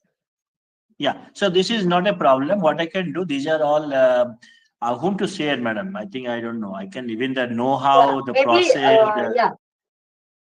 I can do Also, it by I would tomorrow request morning. you to share your details in the chat box. Maybe you have shared in this brochure also. It is there, but still once more, Yes, I would everything is. request My you. mobile number is there. Email ID is there in the Yeah, brochure. I know. I They can know. send. They can send me. Yeah. We have the whole proposal with us, even the incense sticks, napkin, how much money required, skills required, where to source the everything we have mentioned in the project proposal. You can always share it, no problem. And Joint Secretary Shri Sudhir Gargji has asked you where we can have all this, your website, whether all such success stories and all, whether your website also displays all Yes, sir. those. Yes. Yeah. Information. I'll tell you very honestly. Yes, WTP we have, but there are a lot many things we are doing it just because of our interest, and that is not the main thing. Because I'm not from this sector. Okay, But yes, yeah, we have. I can send you those details. It is in the different kind of websites. One is in the CISD website, one in the TBA website, one in the social incubation website. So you will find in 3 or 4 different websites all the information. I'll whom to send. Maybe I'll send it to Madam you or to the Sunil Agrawal ji. Maybe they can send. Both of us, there is no problem. We are all working as a team. Wherever you send, we will just circulate to you. No problem. Perfect. I'll do that. Yeah. So you can copy it also, or we can get it done. And ma'am, thank you very much because Sudhir sir has asked this. Very happy. We are the agency also implementing the Spurti scheme of MSME. What he's also funding the program, and 16 cluster we have now supported through MSME. So what we are doing, we are bringing NGOs and also working with them. The technology is not the only thing. It's planning, the packaging, quality control, assurance systems. How do you brand your the product? How do you connect for the customers? Who is good to buy it? If these things are not interlinked, things will not happen. Sustainability wise. Agreed. See, Sri Anis Muhammad has asked you one more question. I'll just read it out. That they are working on flax, soybean based products and vermicompost in rural areas. Them. Hence, they request you for guidance for the following, like traditional system, social marketing, multi-marketing, and any other. Maybe Shri Anis Muhammad can write to you on your email. Right. Quickly the answer for him would be the soya-based product could have a multi-faceted product. So I think this can be done in different angle, social sides, multi-faceted side, better packaging, brand. Because soya-based products are high-value products. Now you can do it. Sure. I think then we can discuss offline with that. Thank you. Sure. So I would request Anis Muhammad to please share your other details and other things with Dr. Mrityunjay and get the information. Thank you, Dr. Saur. Now there are some couple of questions are there for Miss Ratna. So one is from Sanjay Haldar, VIB Nimpit. He has asked that, Madam, whether any technology or process regarding bamboo-based and region-specific, habitat-specific bamboo-based are there. So can he contact you and then you can have a discussion? Ratna, please. Yes, ma'am. Actually, we have developed several technologies that on the regional specific also, like the Agarbatti program that we have developed for Tripura, because there is a tendency of having the particular species that available in Tripura. So we also have another one bamboo boat kind of the enterprise development for Assam that we are planning, because we have pilot tested that in UP, Uttar Pradesh, in Gagra river flow. So these kind of things can be taken up on the regional specific. So I request Sanjay sir to just get in touch with me also, that we can just mutually work on that the regional specific kind of technology. That would be great. Thank you. And Ms. Ratna, do you have on your website all the details or other things? Because people have asked, they are interested in knowing your insistence technology also. Yes, ma'am. Those technologies which are onto the pilot as well as also on the fully implementation stage details have been provided in the website. And also we are That into would be great. developing more technologies now. Those are not available, so we can just have a discussion on that one too. Yeah, that will be great. Shri Rawat also, AKS Rawat also has asked one question for you, that whether the bamboo can be utilized in the irrigation and hill or some other things. So, Yeah, we are aware, but for irrigation, what is your opinion?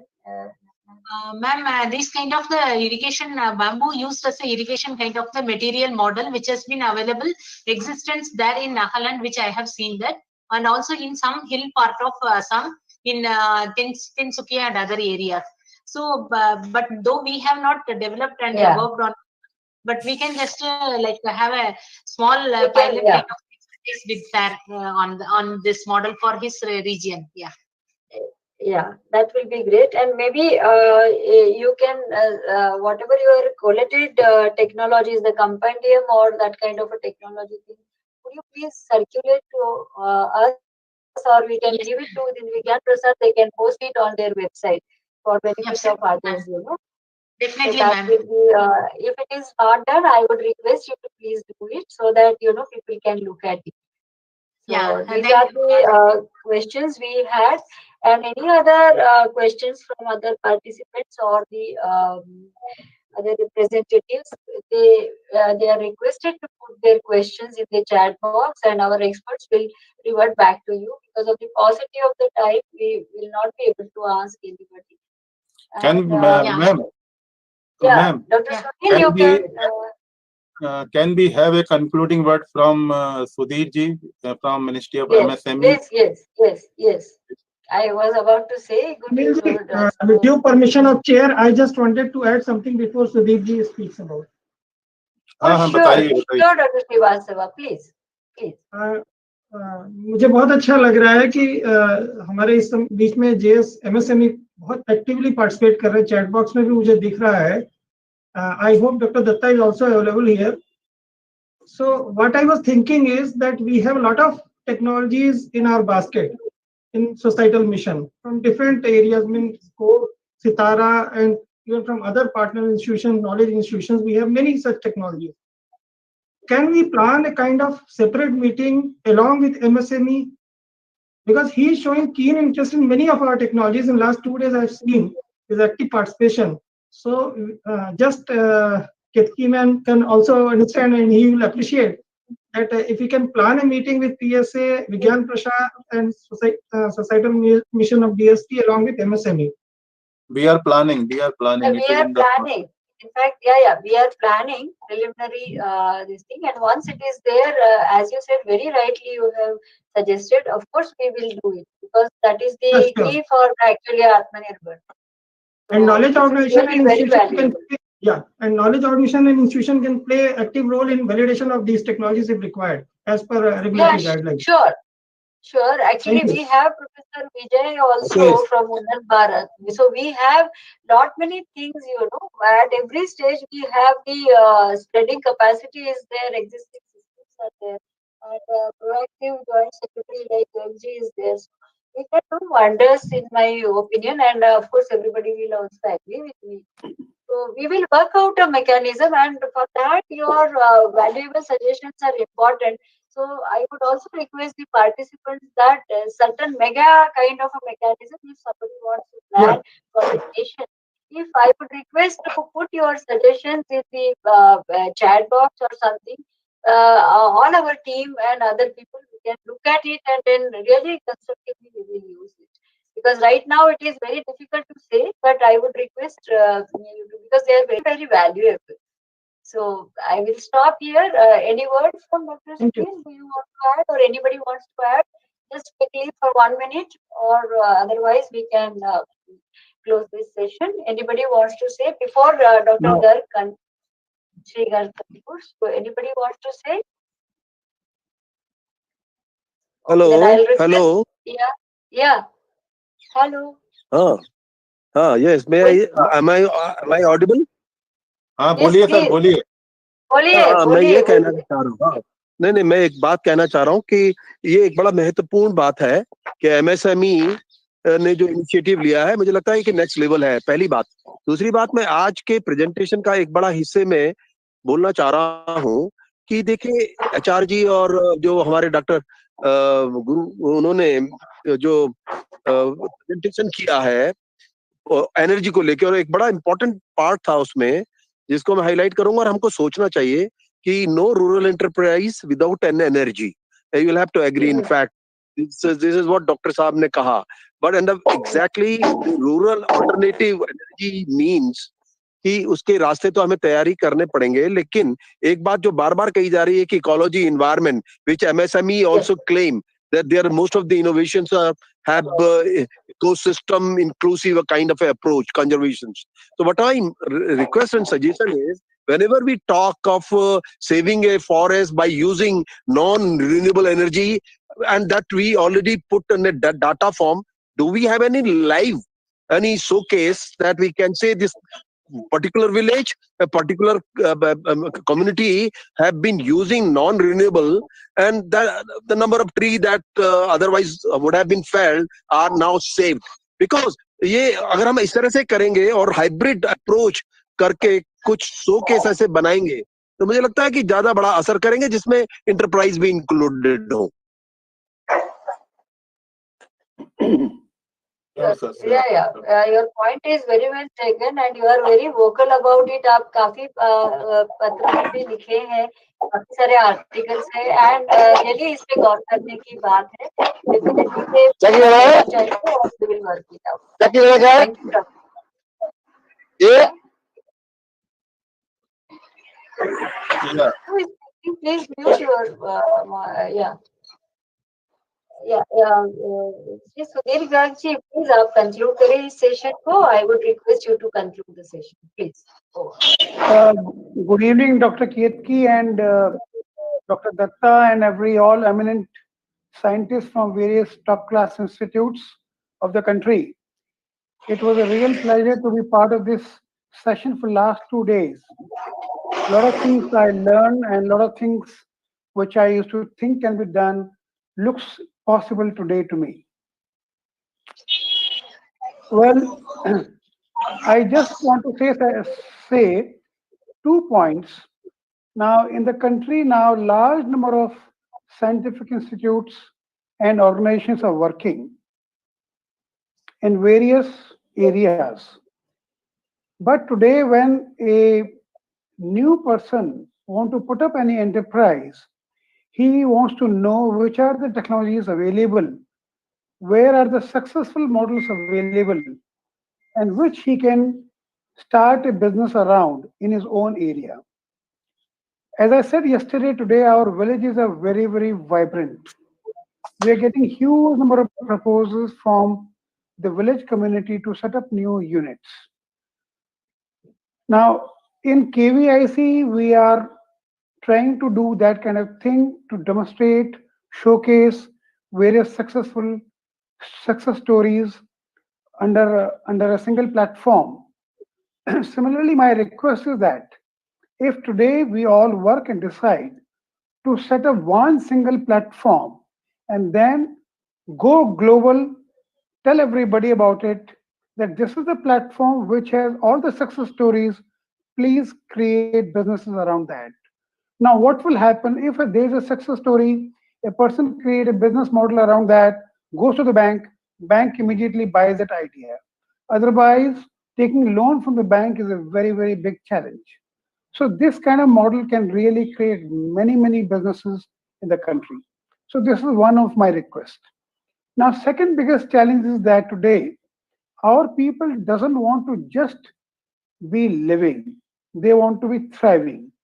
What I want to say is that they don't want just an income of 5,000 rupees or 7,000 rupees. The Sfurti model that we have created is basically aiming to increase their income to 15,000 to 20,000 to 30,000 rupees, so that people really become richer now, so that they move to a next stage.